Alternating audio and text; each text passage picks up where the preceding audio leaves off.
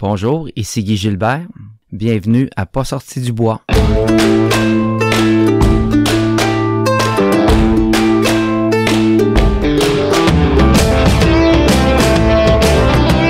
Entre elles, on se jase. Entre elles, on se rencontre. Entre elles, on existe.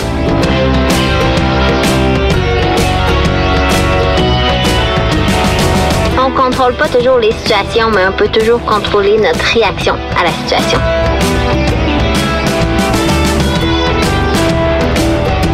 Si tu commences à te sentir bien en courant un ultramarathon, fais-toi-en pas, ça va passer.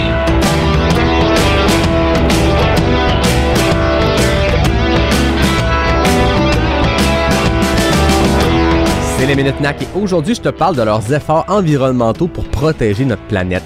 La crise environnementale a des impacts sur notre terrain de jeu, puis je sais pas pour vous, mais j'ai envie de faire ce sport-là longtemps, puis j'ai envie que mon gars aussi en profite longtemps. Puis si on veut que ça arrive, faut prendre action, puis c'est exactement ce que NAC fait, en choisissant des protéines durables, en mettant en place un approvisionnement qui est responsable et en répondant aux plus hauts standards de la certification B Corp. Il y a 2 ans, ils se sont fixés l'objectif d'atteindre 100% d'emballage éco-responsable en 2025 et ce sera fait dans les prochains mois. Pareil pour la carboneutralité qui sera atteinte cette année. C'est des gros efforts qui sont faits pour développer les meilleurs produits de nutrition pour sportifs au monde sans nuire à la planète. C'est pas beau ça? NAC plante aussi un arbre pour chaque commande en ligne. Donc si tu veux planter un arbre et te procurer les meilleurs produits de nutrition au monde, va sur le NAC.com et passe ta commande. Avec le code promo pas sorti du bois ou AF25 Yannick, t'as 15% de rabais. AF25 YANNICK ou le classique PASSORTIDUBOIS. Bon épisode tout le monde!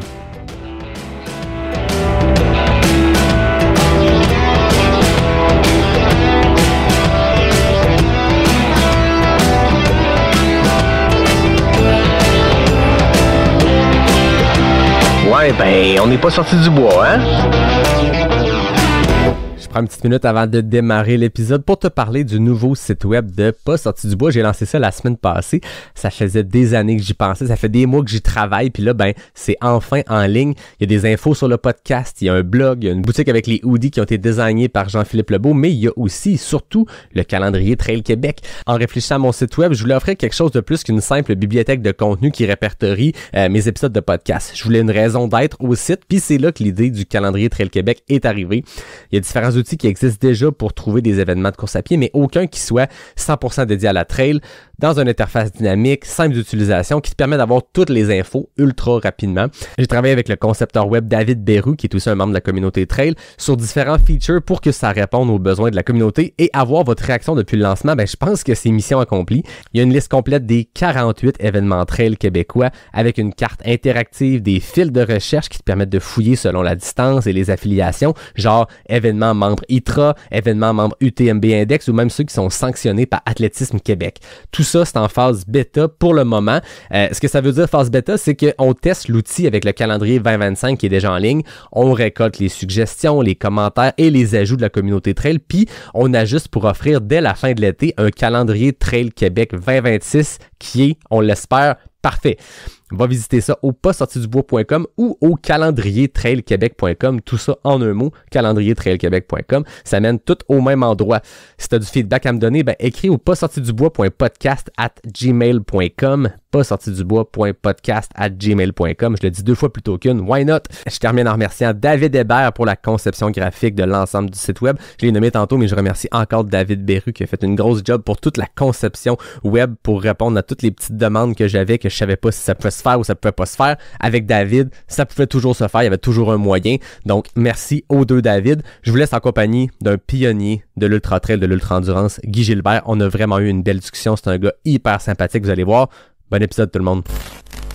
Bonjour tout le monde, bienvenue à cet épisode numéro 234 de Pas sorti du bois. Aujourd'hui, j'étais avec un pionnier, j'allais dire de notre sport, mais de plusieurs sports, un pionnier de l'endurance, Guy Gilbert. Bienvenue à Pas sorti du bois. Oui, merci Yannick, je suis content d'être avec toi. Je tiens à le mentionner parce que ça fait longtemps que je veux te recevoir. Le premier qui m'a parlé de toi, c'est mon bon ami Dominique Gladu, qui a été un gars qui m'a introduit au trail il y a plusieurs années. Puis ensuite, quand j'ai reçu Jean-Philippe Thibodeau, il m'a dit « Faut que tu reçois Guy ».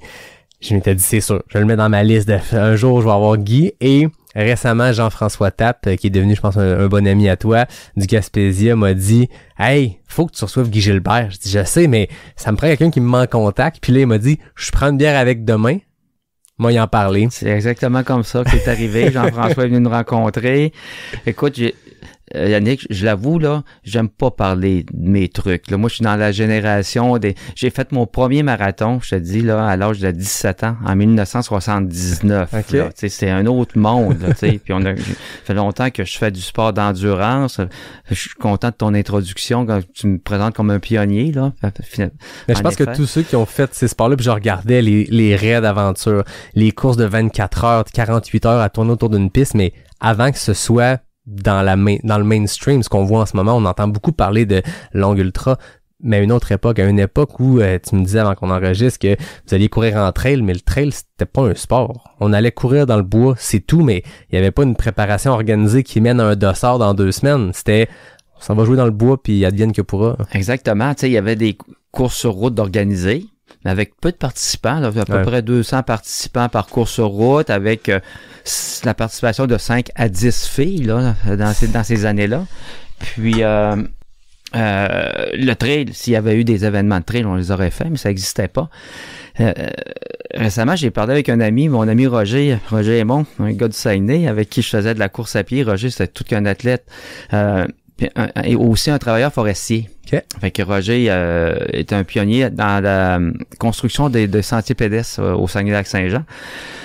Puis il m'a amené courir avec lui là, un sentier qu'il avait conçu entre l'Anse-Saint-Jean et Rivière-Éternité. Un parcours de 27 km avec un bon dénivelé. Écoute, dans les années, il me parlait des années à peu près 86.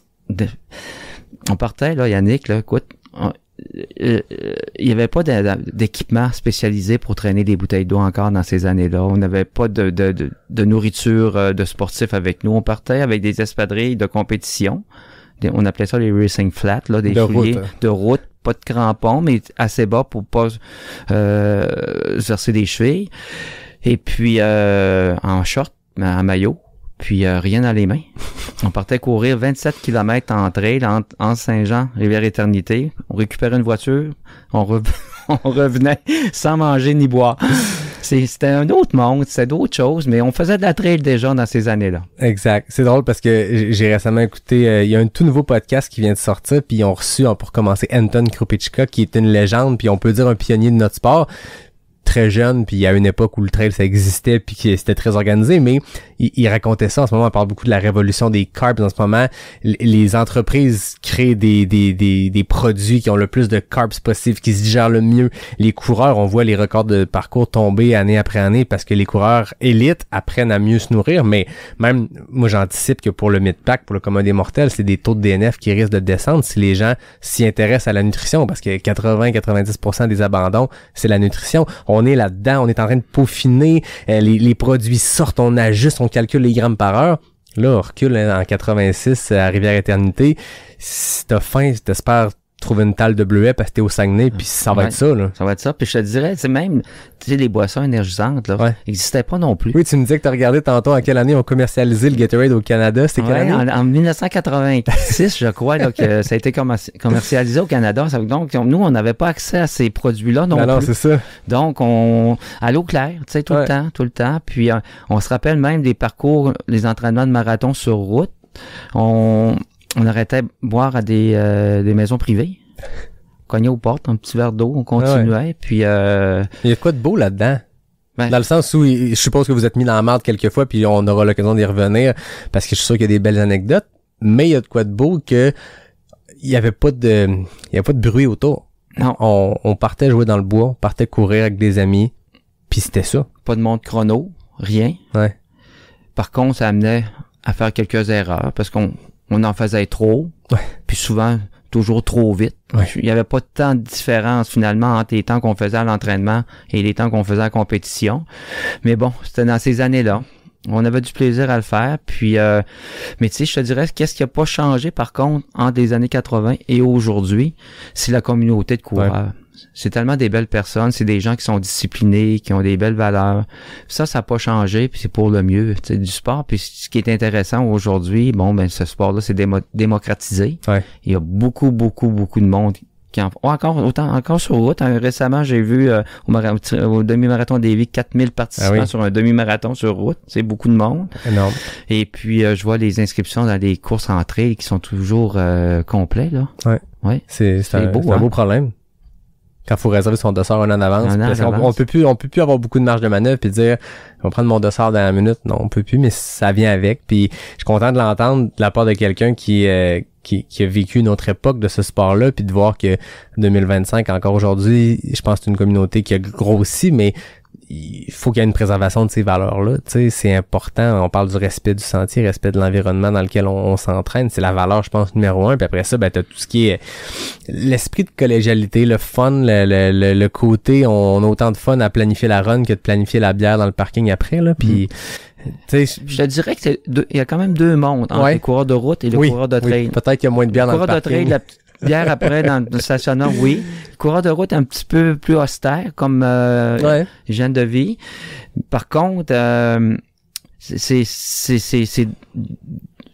les mêmes déterminants de la condition physique. Tu sais, on travaille l'endurance autant sur la route que sur l'entrée. Par contre, sur la route, plus d'accent sur le pace. Ouais. On a des paces au kilomètre à respecter, 4 minutes ou 4 minutes et 15. Puis on veut les respecter à chaque kilomètre, qui nous demande une rigueur d'entraînement puis une rigueur en compétition. Par contre, entrée, on n'a pas ce stress du pace. Par contre, on a le stress de courir longtemps, des heures et des heures, monter des côtes après 5 heures, être encore capable de monter des côtes. C'est différent, mais ça demande les deux demandent une discipline extraordinaire. Mm-hmm. Ben oui. Puis c'est le dénominateur commun des deux sports, c'est que c'est cette discipline-là que ça amène. Et puis, tu sais, moi, dans toute ma carrière au travail en santé publique, avoir une vie parallèle qui est le sport, ça m'a aidé. Ben oui. J'ai l'impression que dans les derniers 8 minutes qu'on a commencé à enregistrer, on a encapsulé tout ce qu'on veut jaser aujourd'hui. C'est le genre d'épisode où on peut pas dire « Ok, Guy, raconte-moi tout ce que tu as fait dans le sport » parce que bien que les gens aiment les longs épisodes, on pourrait pas faire 8 heures. Il est déjà tard. Mais je pense que le but, c'est de jaser justement avec cette approche-là de pionnier, ce que tu as vécu, le développement de ce sport-là, mais comment aussi tu as réussi à concilier parce que tu en as fait des affaires, puis on pourrait y revenir. Très multisport. Toujours le dénominateur commun, l'endurance. T'as fait des affaires complètement folles, des raids d'aventure, des courses 24 heures, 48 heures sur piste, du trail, de l'ultra, du vélo. Tu me disais, t'as fait un 24 heures de snowboard.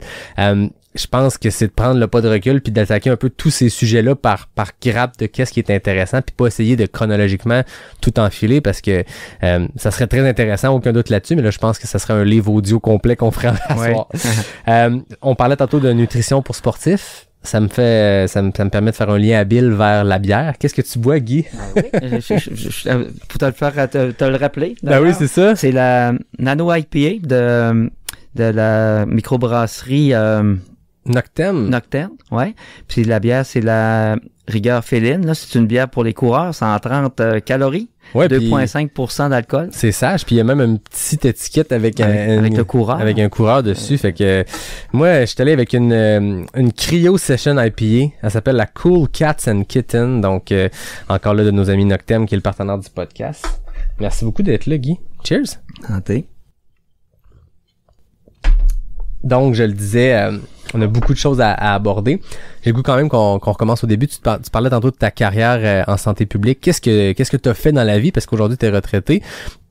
Ça sera peut-être une conclusion. Tu as une vie très active côté retraite. Je pense que tu te tiens bien occupé avec plein de projets, implications sociales. Mais qu'est-ce que tu as fait comme métier dans ta vie? Ben moi, j'ai fait ma formation, une des premières cohortes à faire de la kinésiologie à l'Université de Sherbrooke. J'étais allé à l'Université de Sherbrooke, entre autres, pour être membre de l'équipe d'athlétisme, le vert et or de l'Université de Sherbrooke. J'ai fait ma kinésiologie entre 82 et 1985. Quand j'ai sorti des études, j'ai été travailleur autonome pour les entreprises Guy Gilbert. J'étais le président directeur général, mais je faisais tout, là, tu sais. Mais cette étape-là de ma vie a fait en sorte que j'ai pu ressortir du lot pour travailler en fonction publique, là, en parapublic pour la santé publique. À l'époque, en Gaspésie, j'ai été engagé en Gaspésie en 1990. 11 belles années à profiter là, du grand air, du plein air, de la Gaspésie. C'est un autre monde, c'est gros, tout est majestueux. J'ai appris d'autres disciplines sportives comme le canot de rivière, ces choses-là. Par contre, je me suis fait beaucoup d'amis, entre autres le médecin anesthésiste de la place, Thierry Pétry, qui est un aventurier qui m'a fait découvrir plein de beaux coins de la Gaspésie, tant à la course, en ski, l'hiver. J'ai beaucoup apprécié cette partie-là de ma vie jusqu'à 2001. 2001, j'ai été transféré pour la capitale nationale, toujours pour la santé publique, jusqu'à ma retraite là en 2017. Tu le disais, tu as fait de l'athlétisme à l'université. Je voyais du 1500 mètres, du 3000 mètres. Tu étais un coureur, tu étais déjà un athlète. Est-ce que ces années-là en Gaspésie, c'est là qu'il y a un champ des possibles qui s'est ouvert dans le sens où tu avais clairement un moteur puis une prédisposition puis un talent pour ce sport-là, mais là, on découvre, comme tu disais, des nouvelles disciplines. Est-ce que c'est là? Déjà dans les années 80, là, au lac Saint-Jean, à Alma, il y avait une épreuve de 24 heures sur route. OK, déjà à ce moment-là. Déjà, j'étais dans la jeune vingtaine encore. Ah ouais. Et puis, j'avais participé. J'avais déjà fait un 24 heures avec au-dessus de 200 km de course là, en 24 heures. Autour d'une piste? C'était sur un circuit routier au centre-ville d'Alma. Le souvenir que j'ai de ça, cette course-là, c'était vraiment intéressant. C'était dans les débuts des 24 heures sur route. On savait pas vraiment dans quoi qu'on se lançait non plus, là. Tu sais, encore une fois, là, on n'était pas tout bien organisé en termes de nutrition sportive et d'hydratation, mais écoute, on a appris, tu sais, on a démocratisé ce sport-là, puis je te dirais qu'après, il y a eu une coupure de 1990 jusqu'en 2001. OK. J'ai eu mes enfants. J'ai fait des choses avec mes enfants. J'ai quand même resté actif. J'ai quand même fait des courses en Gaspésie. Puis j'ai voyagé. Je gardais un classique avec le marathon d'Ottawa chaque année, chaque mois de mai, avec des amis. Entre autres, mon ami Roger, que j'ai parlé tout à l'heure.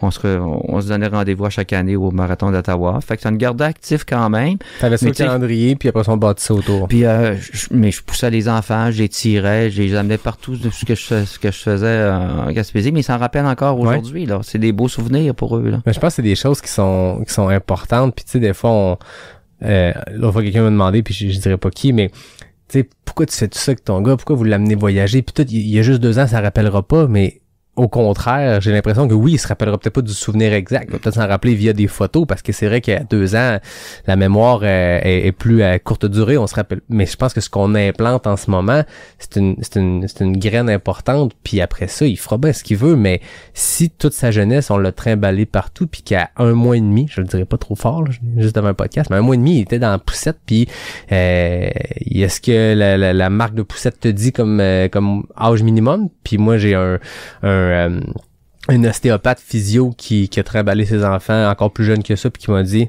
aucun stress, aucun impact, aucun problème, go. Ben on l'a trimballé partout, puis je pense qu'on sème des graines, puis je suis content de t'entendre dire que tu les as trimballés partout, puis qu'ils s'en rappellent, puis que ça a semé des graines. Peu importe la température, je prenais des précautions, par exemple, ben oui. Je couvrais bien. Mais je te dis, Yannick, là, mes enfants, là, ils ont grandi en Gaspésie, là. Leur souvenir de beauté, c'est la Gaspésie. Il y a un beau coucher de soleil, là. C'est beau, comme la Gaspésie, tu sais. Quoi de beau dans la nature, les feuilles, les arbres qui, à l'automne, ben c'est beau comme la Gaspésie. Ils ont ce souvenir-là, mais moi, j'ai fait ça avec eux. Ben oui. Ils l'ont appris à la dure, mes enfants, là. Beau temps, mauvais temps, été, l'hiver, dans tous les sports aussi. Ils ont tout pratiquer des sports.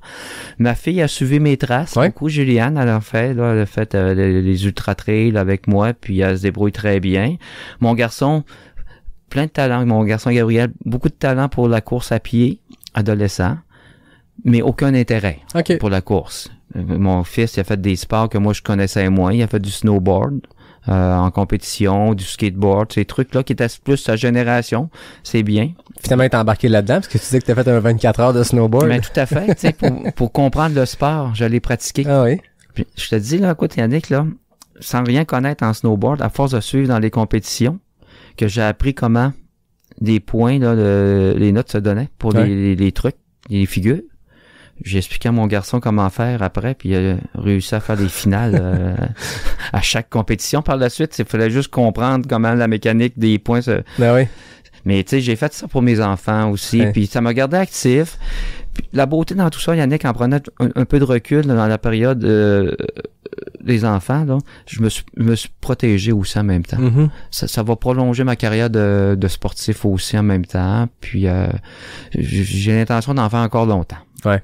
Puis tu sais, je pense que c'est une époque, tu disais ces années-là, tes enfants étaient jeunes, il y a tout l'aspect conciliation. Je pense que peu importe qui écoute, qu'il y ait des enfants, pas d'enfants, une grosse job, une petite job, une job à temps partiel, les études, la conciliation de notre sport, de notre intensité, notre amour pour notre sport, faut qu'il vienne avec d'autres choses. C'est rare qu'on a la pleine liberté de mettre 100% de nos efforts là-dessus, mais la conciliation travail, famille, projet, travail, vie personnelle, tout ça ensemble, c'est complexe. Toi, comment tu l'as vécu à cette époque-là? Qu'est-ce que t'en retiens? Ben moi, tout à fait. Là, c'est le plus important. Là, le plus important, c'est la famille. Hein?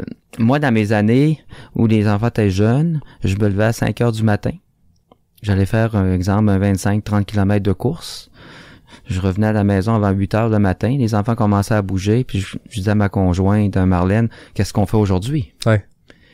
La journée est à nous, puis on faisait des choses ensemble. Puis j'ai jamais mis en... Puis j'ai toujours utilisé des fenêtres d'opportunité qui dérangeaient moins de la famille à l'époque. Tu sais, c'est ce qu'il faut pour trouver. faire garder mon... J'ai 10 minutes calibre, bien sûr, mais quand même, là, tu sais, j'ai pu concilier quand même mon sport, le travail, la famille. Puis des fois, c'était drôle parce que j'allais en compétition avec des amis. Puis là, les conjoints de mes amis disaient, ils sont entraînés, ils ont pas vu des fins de semaine, t'es à l'entraînement. Puis ma conjointe me regardait en me disant, Guy, t'es-tu entraîné, toi? Oui, mais tu sais, il y a des moments où ça dérangeait moins la famille, puis j'ai pu faire ma carrière de cette façon-là. Mais c'est vrai que t'as un deuil à faire sur la performance, c'est sûr, mais entre choisir d'aller courir un 5 à 6 heures un samedi dans la journée, puis mes enfants, ben je vais prioriser mes enfants. Ouais, puis après ça, on apprend à optimiser chaque minute. Puis moi, j'obtiens une certaine satisfaction quand je trouve des genres de situations win-win. Je me rappelle quand, dans les premiers mois de mon gars, tu sais, quand le petit fait sa sieste dans ta poussette, que t'es en train de pousser en courant, puis que ta blonde a un moment pour elle, ça, c'était genre le moment parfait, parce que moi, je fais ce que j'aime, mon sport. Mon gars dormait mieux dans la poussette qu'à certains moments où, tu sais, on le sait, les tout petits, c'est difficile le sommeil à peu importe où. Dans la poussette, il dormait comme une bûche, et ma blonde avait un moment pour elle. Parce qu'on s'entend au début, quand t'es à la maison, c'est 24/7, t'es toujours collé sur ton bébé. Ben là, c'était une optimisation parfaite. Après ça, je le vis cette satisfaction-là de l'optimisation avec le transport actif. Tu me disais que pendant des années, tu t'es rendu au travail à vélo. Ça, c'est des kilomètres gratuits. C'est rendu que je fais beaucoup de télétravail, puis que mon commute, je le fais de la garderie à ici, parce que j'aime tellement ce côté-là de 15 minutes d'auto ou 30 minutes de course. Le choix est extrêmement facile, beau temps, mauvais temps. On vient de gagner du temps dans ma tête parce que tu viens de combiner deux choses. Tu sais, c'est le genre d'affaires qui me satisfont vraiment beaucoup quand je réussis à tout plugger ça.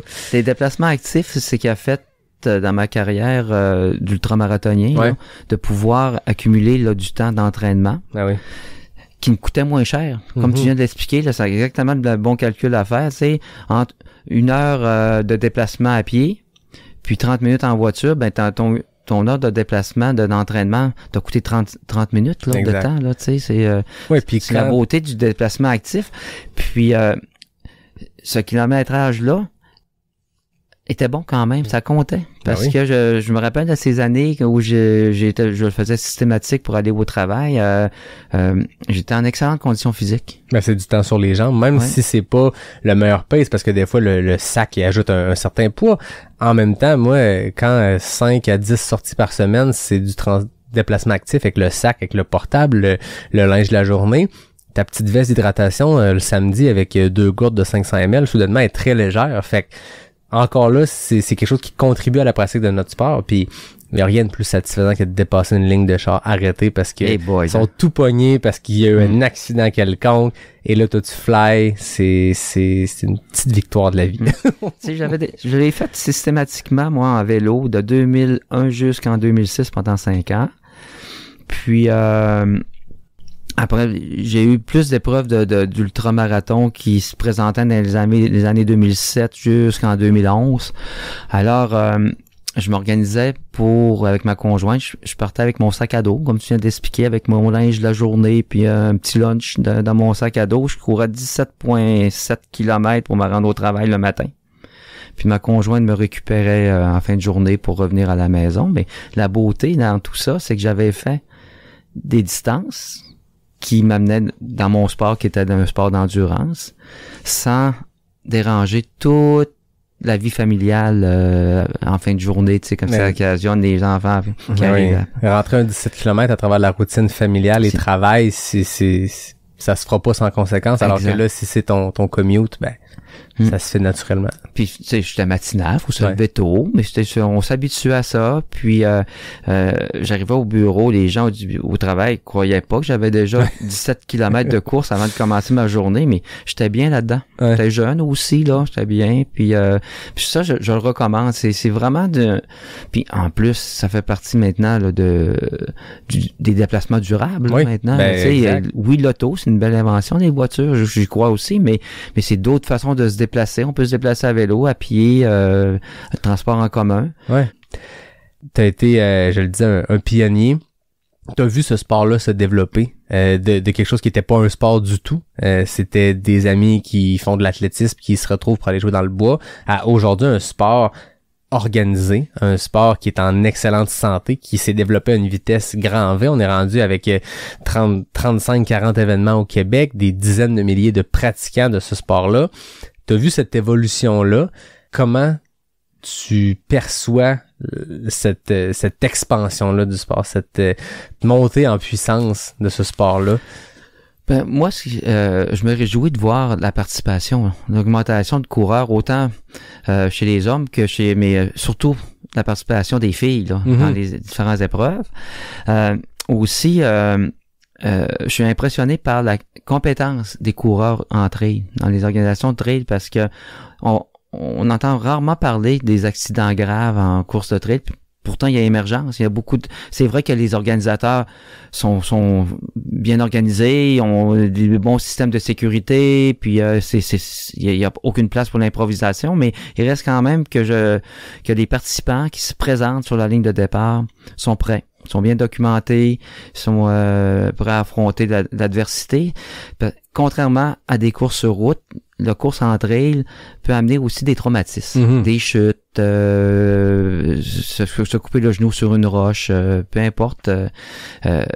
Puis ça demande des compétences parce qu'il faut que tu sois capable de composer avec toutes ces problématiques-là. Moi, j'ai au Gaspésia 100, au 100 000 avec Jean-François, on débute le premier kilomètre dans l'eau, tu sais, le long à marée haute. Je me suis ouvert le genou une année dans le premier kilomètre. T'es parti pour 100 000. Longue journée. Là, tu viens de générer du mal en partant, là, tu sais, autre chose que de la fatigue, là, tu sais. Fait que faut être prêt à ça aussi. Puis c'est ça la beauté des coureurs de trail aujourd'hui, c'est que les gens sont très compétents. Puis ça, je pense que c'est important de le mentionner. C'est pas un sport qui s'improvise. Faut avoir fait nos classes, se documenter un petit peu, prendre ton initiative de podcast aussi amène beaucoup d'informations aux coureurs aussi. Ça fait que ça permet aux gens d'avoir plus d'informations concernant les différentes courses au Québec, entre autres, là. Puis les différents trucs des coureurs. Ouais. Récemment, on a enregistré un podcast, un panel avec 4 finisseurs du 100 000 de Gaspésia, puis on y reviendra. T'es quelqu'un qui a un attachement particulier avec la Gaspésie, on ne sait pourquoi, mais le Gaspésia aussi.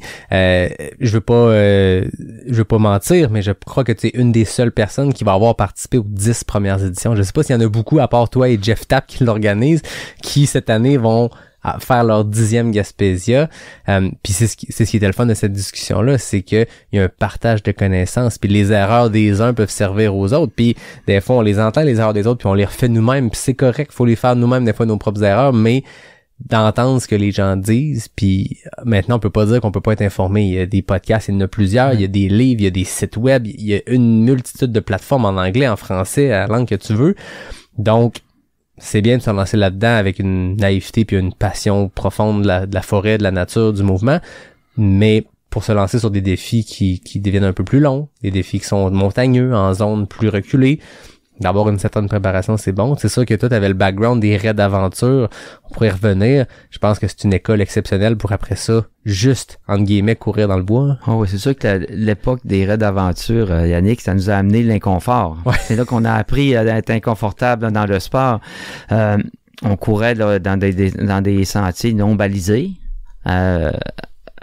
En s'orientant avec une carte et une boussole, là, tu sais, rien de le GPS n'était pas autorisé dans ces années-là. On devait s'orienter la carte et boussole. On marchait dans le bois brut, là. Dans le bois brut.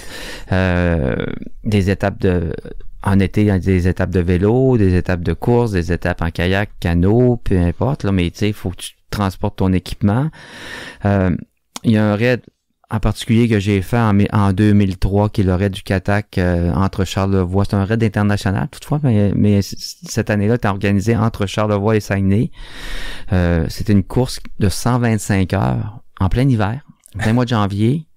Attends, laisse-moi faire les calculs. 125 heures, c'est... Une semaine, 5 jours. C'est 5 jours. 5 jours. Oui. On a dormi à peu moins de 8 heures en 5 jours, en hiver, à traîner tout notre stock. Composé avec une moyenne de température de moins 33 cette année-là pour ça n'a aucun sens. Oui. Donc là je disais que les gens, c'est bien que les gens soient compétents dans le sport, mais là on a manqué de compétences parce qu'on n'était pas bien préparés à un froid aussi intense. Et l'eau gelait. On ne pouvait pas garder d'eau sur nous, l'eau gelait. La peau du visage flottait au vent, les engelures aux pieds, tout, là, tu sais, on a tout eu dans cette course-là. Mais la beauté de la chose, c'est qu'on était quand même des gens en bonne condition physique, bien habillés, avec le bon équipement, puis on s'est donné des consignes, puis l'option d'arrêter n'était pas une. Il fallait toujours avancer. Fait que là, toujours avancer. Moi, je me rappelle d'avoir demandé à Simon, un de mes coéquipiers, de remonter mes zips en dessous de ma veste Gore-Tex en pensant qu'il était ouvert. Puis là, il me dit non, tout est bien zippé. Mais je sentais le vent me flatter les côtes. Le vent, il traversait, là. Le vent traversait. C'est pour te dire que c'était impressionnant. Ça, je te dirais, c'est peut-être un des top 3 des événements que j'ai fait dans ma carrière qui m'a marqué. Qui est marquant. Oui. Fait que c'était 125 heures. On sait les raids d'aventure, j'en ai parlé avec plusieurs invités pour ceux qui en ont fait. On parlait de Jean-François Table, Jean Fortier, ces pionniers-là de notre sport viennent de ce monde-là du raid d'aventure et plusieurs autres. Il y en a encore. Mais je pense que la forme change beaucoup d'un événement à l'autre. Un ultra trail, c'est plus souvent qu'autrement de la course d'un point A à un point B en cercle, en boucle ou en linéaire. Dans ce cas-ci, ce 125 heures-là, est-ce que c'était multisport? C'était quoi qu'est-ce que vous traversiez comme portion en 125 heures? Les premières étapes, en vélo. Okay. En plein mois de janvier. Dans des côtes de Charlevoix, là, en plus, là, avec notre sac à dos, là, avec tout notre équipement d'escalade, les cordes, puis tous les harnais, là, il fallait transporter notre équipement au complet. Après, on avait des étapes de ski, de raquettes, puis pour terminer, puis entre autres de descendre en rappel, dans le secteur de Rivière-Éternité. Puis pour terminer, ça c'était pour le spectacle, là, en traîneau à chien pour se rendre au Mont-Grand-Fond. Okay. Mais tu sais, on devient tellement bouleversé, Yannick, en 125 heures de sport, avec peu de sommeil. La dernière étape, on a super bien réussi parce que sur 25 équipes internationales, nous les Québécois, on devait pas être dans les premières équipes, mais à chaque point de contrôle, on prenait des places, on augmentait, puis on dépassait des équipes internationales qui gagnaient leur vie à faire ce sport-là. On avançait. Mais on se ramasse, nous, là, dans les deux équipes qui ont rencontré les cut-offs pour faire le parcours extrême. Une boucle extrême qui était plus... Fait que là, on se ramasse dans le top 2. Mais là, fatigué. Mais il faut la faire. À la dernière étape, on a perdu nos cartes. On a oublié nos cartes dans un refuge, parce il y avait des petits refuges, entre autres. On arrêtait là, se manger, se réchauffer un petit peu, puis on partait, puis on avait oublié nos cartes de la dernière étape dans le refuge. Puis on a été capable de s'orienter avec les traces de l'équipe suédoise qui était avant nous, parce qu'on s'est dit, il n'y a personne qui a passé ici, là. Ça fait qu'il y avait une trace de ski, puis on a dit, on va aller par là. Mais ça aurait pu mal tourner, tu sais. Ben, moindrement qu'il y a un peu de neige qui tombe, puis d'un vent, puis ces traces-là n'existent plus. Ouais, pour te dire, mais tu sais, ça a été bon pour nous. On a réussi, on s'est rendu au Mont-Grand-Fond avec une meilleure performance nord-américaine, puis de deuxième international. C'était une première pour des Québécois. Ouais. Puis, mais tu sais, encore une fois, j'expliquais, tu sais, on est arrivé avec plein de blessures, hein, le pied gelé, le visage gelé, tout là. Puis Denise qui était une des filles, ça prenait une fille avec 3 gars, là, une fille sur 4. Elle a jamais pu refaire de sport pratiquement après ça, là. On a vraiment là, fatigué Denise avec cette épreuve-là. Mais je te dirais qu'elle a été la meilleure de toutes les équipes. Mm-hmm. Tu sais, c'est parce que tu sais, on l'a protégée, mais il est venu un moment dans la semaine que c'est elle qui a pris le leadership, là. Ah ouais. Puis là, on disait, OK, les gars, là, vous voulez pas arrêter, là, mais on va avancer, là. On va avancer, là. C'est incroyable les souvenirs que ça amène, puis comme de la façon que ça bouleverse, Yannick. On a fini cette semaine-là de sport, on rencontre nos familles, puis complètement déconnecté là. Puis savoir quelle heure qu'il est, pas savoir qu'est-ce qui s'est passé dans l'actualité, oublier des noms, on rencontre des gens un peu confus, tu sais, ça bouleverse. Ouais. C'est bouleversant, mais encore une fois, ben tu sais, ça fait partie, comme j'ai dit tout à l'heure, ça fait partie de mes top 3 de mes réalisations, mais j'ai eu quand même des préjudices sur ma santé suite à cet événement-là, puis je crois pas qu'il faut s'amener là. Faut pas aller là. Je pense que le sport, faut que ça reste sain. Il y a rien, il y a pas une gloire, il y a pas un succès qui vaut une blessure grave ou bien perdre un membre. Ouais. Qu'est-ce qui s'est passé dans ce que tu peux ou tu veux nous raconter? Ben, c'est qu'il je suis arrivé le pied gauche complètement gelé. Okay. J'ai dû consulter en médecine un premier chirurgien qui se demandait si on devait pas amputer le petit orteil qui était nécrosé. Puis il a consulté un collègue pour se double-checker. Puis ils ont convenu de laisser aller. On remercie le deuxième médecin. Oui, ça a pris 6 mois, là, 6 mois sans être capable d'une chaussée, là, avoir une bottine spéciale là, pour pendant 6 mois de temps. Mais finalement, j'ai sauvé mon pied. C'est sûr que la petite orteil est momifiée, là. Elle est pas vivante. Faut que je fasse attention au froid l'hiver pour pas l'endommager plus. Mais il reste que c'est des choses qui est arrivées qui n'était pas planifié, tu sais, qui n'était pas planifié, mais c'est pas des choses que je recommande à des sportifs. Cette fois-là, t'es allé trop loin. Ouais, je suis allé trop loin, en effet. T'en as fait beaucoup, que ce soit des raids, des défis d'endurance, puis on l'entend souvent, l'histoire de « OK, ça c'est ma course A cette année, je vais tout donner », tu sais, quitte à la finir sur les rotules, on l'entend cette expression-là.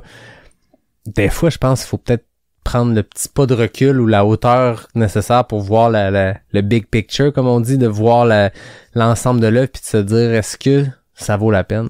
Parce que ce que j'entends, c'est que cette fois-là, ça n'a pas valu la peine.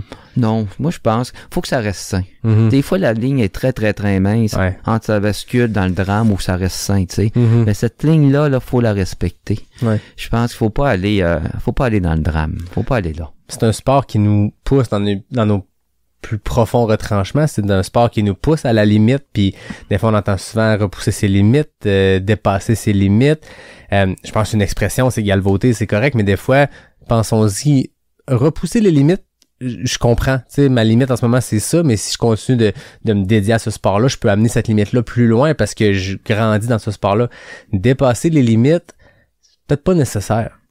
Tu sais, c'est ce sport-là, comme tu dis, on veut le pratiquer longtemps. Je connais personne qui fait du trail en se disant, moi, je me donne 2 ans pour me torcher, puis après ça, je prends ça cool.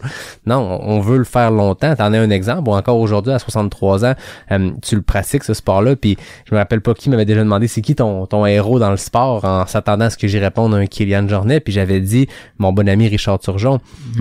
Pas parce que Richard fait des performances à la Kylian, mais Kylian, peut-être qu'il fera encore ce sport-là à 60 ans, mais pour l'instant, on le sait pas. Richard, oui. Puis Richard est dans la durée. Ça fait longtemps qu'il fait ces sports-là, puis c'est ça que je trouve beau. Moi, je veux faire ce sport-là dans 30 ans, tu sais. Fait que si on pense à cette perspective-là, peut-être que de continuer avec un rein qui a lâché ou un estomac qui collabore pas, tu sais, ça vaut peut-être pas la peine. Non, ça vaut pas la peine. Je confirme, Yannick. Puis, tu sais, moi, j'en ai vécu là l'adversité là dans le sport. J'en ai tellement fait là.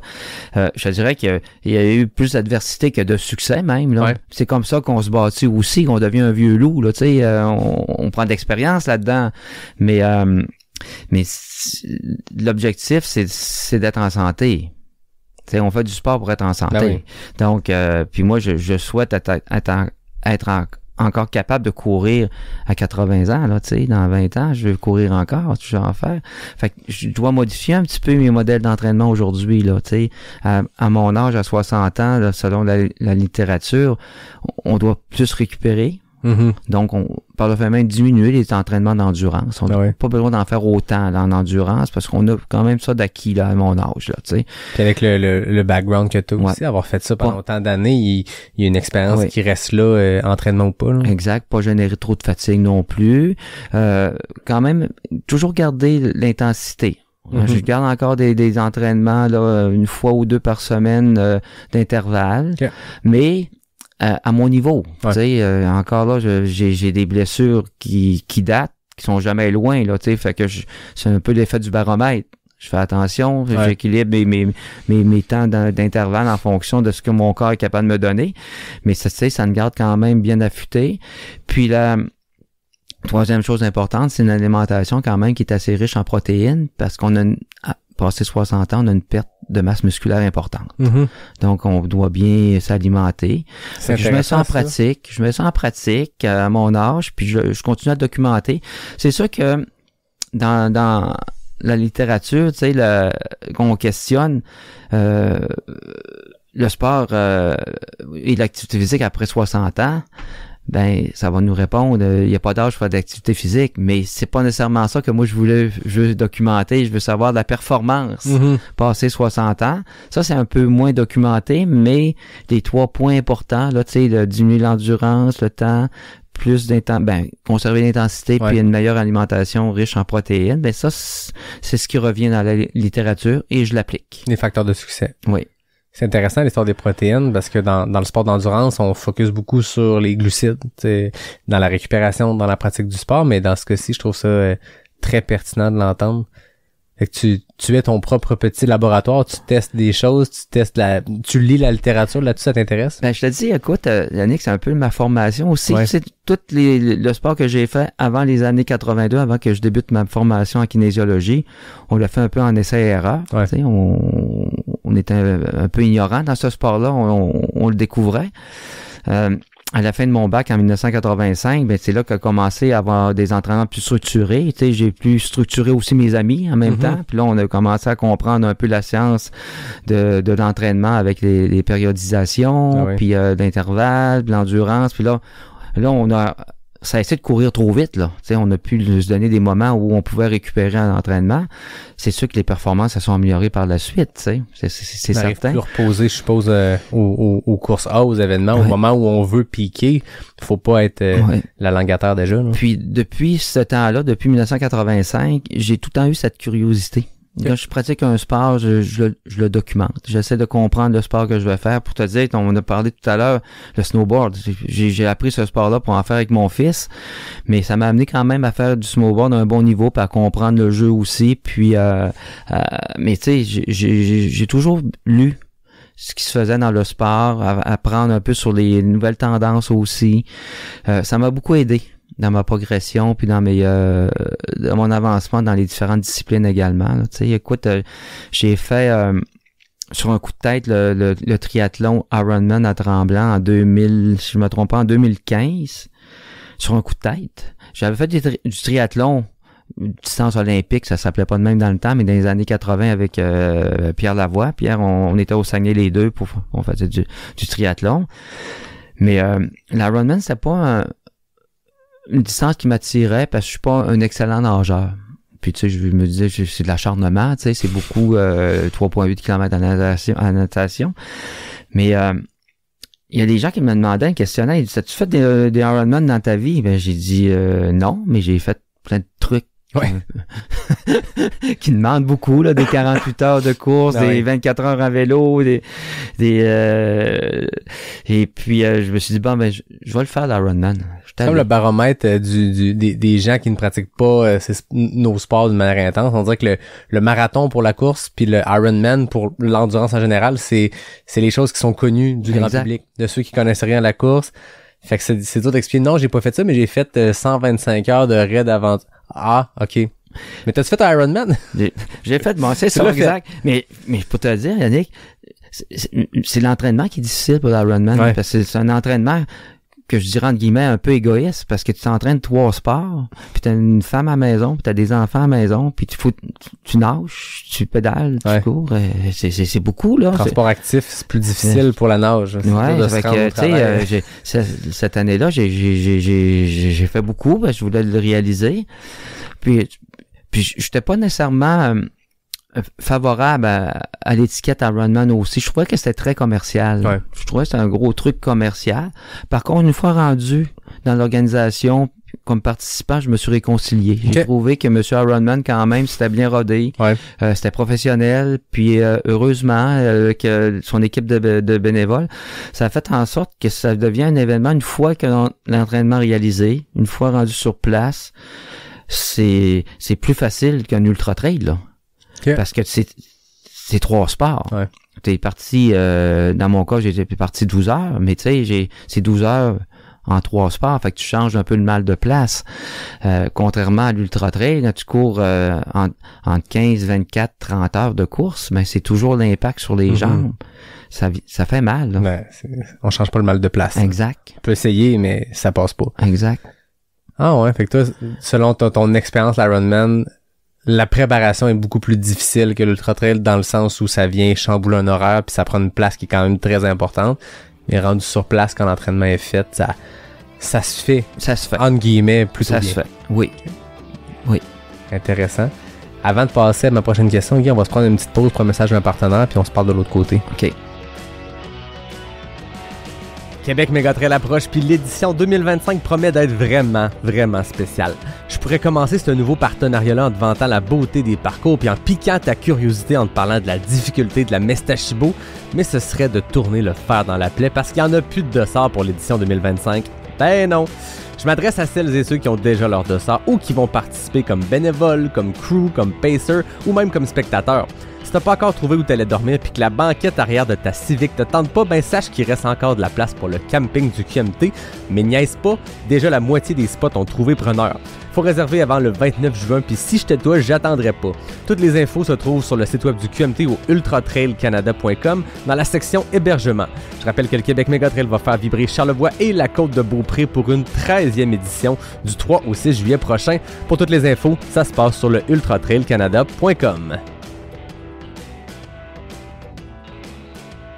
Guy, pendant la pause, tu me montrais que dans ton sac, tu as amené quelques petits souvenirs, quelques artefacts, j'ose dire, sans t'insulter, j'espère. Il y avait une photo de ce raid d'aventure-là dans Charlevoix que tu me partageais. Mais il y avait aussi une petite plaque en 2009 d'athlète de l'année de l'Association canadienne de l'ultramarathon. On parle ici d'ultramarathon sur route. Je l'ai dit en intro, tu as fait des 24, des 48 heures. Mon feeling de ce que j'ai entendu de ce qui s'est fait, c'est qu'au Québec, il y a eu une époque où l'ultramarathon sur route avait une certaine popularité. Il y avait des gens qui y participaient. Tu as fait beaucoup de 24 heures, 48 heures. Comment s'est présentée cette opportunité-là? La première fois que tu as vu ça, une course de 24 heures, go, je m'inscris. Ben, j'ai expliqué un petit peu plus tôt dans l'entrevue. J'en avais quand même fait à la fin des années 80, début 90 à Alma, là, les épreuves de 24 heures, mais j'étais très longtemps sans en refaire. J'ai vu passer dans l'actualité là, les championnats canadiens qui se déroulaient à Ottawa. Puis je connaissais un peu la capacité que j'avais là, de courir 200 km et plus. Puis aussi les chances que j'avais d'aller chercher des standards canadiens pour faire partie de l'équipe canadienne. Okay. Pour aller représenter le Canada au championnat du monde puis au championnat du Commonwealth.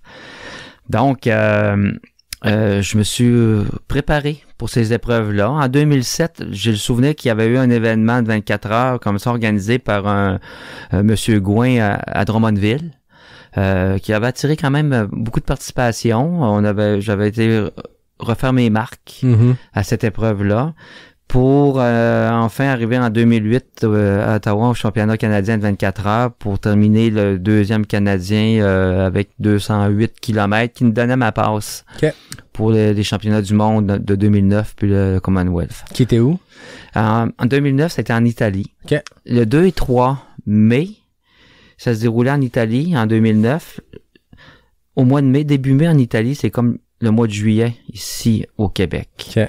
Fait qu'on connaît un peu nos hivers. Je m'entraînais encore au lac Beauport dans la neige, puis dans le froid, un peu dans l'humidité, pour arriver dans une journée de 30 degrés Celsius en plein championnat du monde, crinqué, là, tu sais. Le goût de bien représenter le Canada. Et puis j'expliquais tout à l'heure qu'il faut respecter la ligne est mince, là. Tu sais, des fois, ça bascule entre le drame puis ça reste sain. Je me suis complètement déshydraté à cette course-là. Là, j'ai trop concentré sur la performance, sur la distance, parce que tu sais, un 24 heures, c'est contre la distance. Tout le monde a 24 heures pour faire le plus de distance possible. Trop concentré, puis je me suis complètement déshydraté. Et puis le médecin de la course m'a arrêté. Le médecin en championnat du monde, c'est le médecin de dernier mot. Il m'a arrêté parce que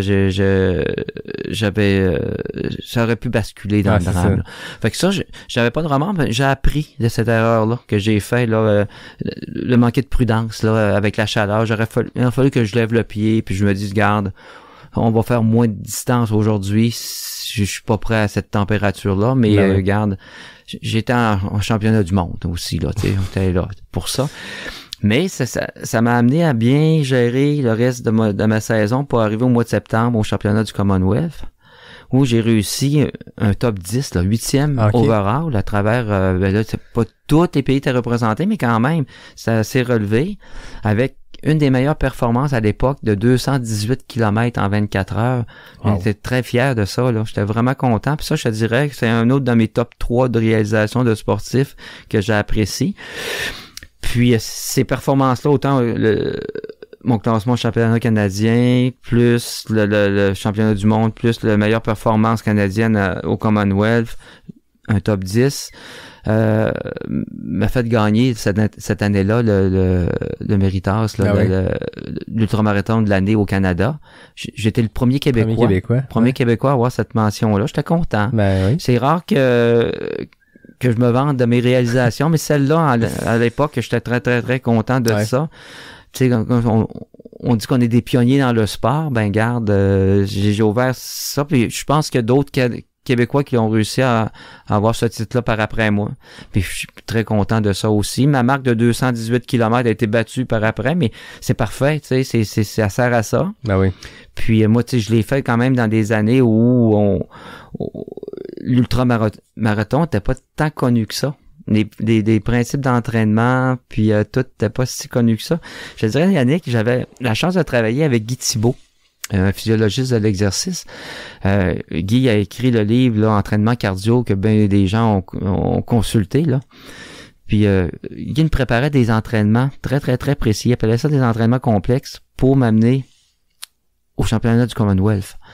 Et puis, un de ces entraînements qu'il m'avait fait spécialement, puis on le retrouve dans son livre aujourd'hui, il me faisait faire 30 minutes de continu à basse intensité, 30 minutes intensité plus élevée, à peu près à 75% de ma fréquence cardiaque, 15 minutes plus tranquillement, un autre 15 minutes élevé, 10, 5, 5, j'avais un bloc de 2 heures, OK? Je le répétais 3 fois. Oh! Wow! Ça fait que je suis parti 6 heures à faire mais c'était une méthode d'entraînement quand même qui a un peu révolutionné l'ultramarathon parce que ça m'a amené en compétition là puis être prêt à réaliser une performance. Écoute, j'étais pour mon groupe d'âge à peu près à 6 km de battre le record canadien Okay. Sur 24 heures. Ça peut paraître beaucoup, 6 km, mais sur 24 heures, j'aurais pu. Ben oui. C'est juste que je l'avais pas dans la tête. OK. J'ai pas pensé que j'avais pu aller chercher le record. Sur la fin de parcours, j'avais terriblement mal au ventre. Je me suis protégé, j'ai levé le pied. Puis je te dirais que ces méthodes d'entraînement-là, les entraînements que mon ami Guy m'avait conçus pour m'amener à cette épreuve-là aussi, a fait que j'ai bien performé. Mais je pense que c'était une époque, corrige-moi si je me trompe, où il y avait beaucoup moins de science sur l'entraînement, il y avait beaucoup moins de méthodes de préparation. Si je fais un parallèle avec l'ultra trail pur, c'était les époques où des Anton Krupicka, des Geoff Rose, des Scott Jurek à ces années-là faisaient du 200 miles par semaine de moyenne, puis qui faisaient 200 miles la semaine de leur course, tu sais. Puis on était volume pour volume, peu importe l'intensité, puis ce qu'on voit maintenant, puis ce que j'entends dans ce que tu viens de parler, c'est d'aller chercher plus de qualité. Il y a de la quantité dans 6 heures de sortie comme ça, mais c'était pas un 6 heures put pour faire du volume, Il y avait une réflexion derrière, il y avait une variation de fréquence cardiaque, puis on crée de la qualité à travers tout ça. Hein. C'était pas un 6 heures systématique. C'était dans une planification c'est ça, exact. mensuelle aussi, là. Puis il se plaçait là, j'organisais mon horaire en fonction que j'avais à ce moment-là cet entraînement-là à faire pour pas que ça dérange le reste de ma vie non plus. Ben là. ouais. Mais ça m'a bien servi. Puis je te dirais ces années-là, il y avait quand même plusieurs événements de 100 km sur route. Ouais. Il y avait quand même une clientèle pour ça. Mais je pense que l'événement d'Ultra Trail a drainé aussi cette clientèle-là plus dans les sentiers. Ouais. C'est devenu marginal, la clientèle pour courir des ultramarathons sur route. Mm-hmm.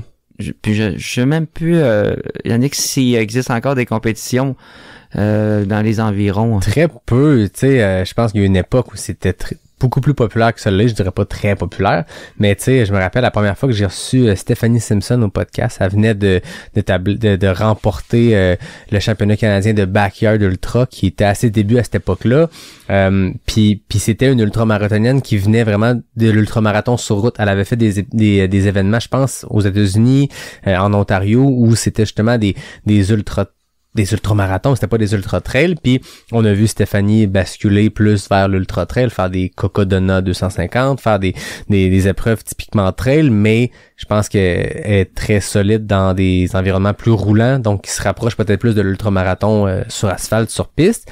Mais tu sais, cette année, elle a fait le Badwater 135, qui était probablement l'ultramarathon qui est pas en sentier le plus connu au monde. Mais des événements purs, un 100 km route, un 24 heures, je n'ai pas entendu ou peu entendu parler. J'ai mon feeling à t'écouter, puis on en parlait à la pause.